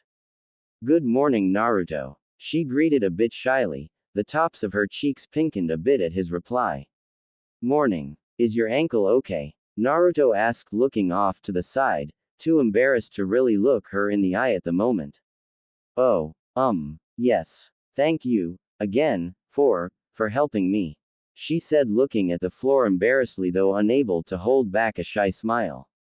It was nothing really, Naruto said, putting his hands in his pockets, cheeks dusted with pink as he looked at Tsunami. She had looked up as well, neither could look away, for the moment. Then they both looked away, both their faces gone half red. Well, I gotta get to, training and, yeah. Naruto said all too quickly. I also need to start getting breakfast ready and, well. Tsunami said just as hurriedly. Rushing past each other with a quick goodbye, neither could really helping thinking about the night before, the interaction between Tsunami and Naruto's clone.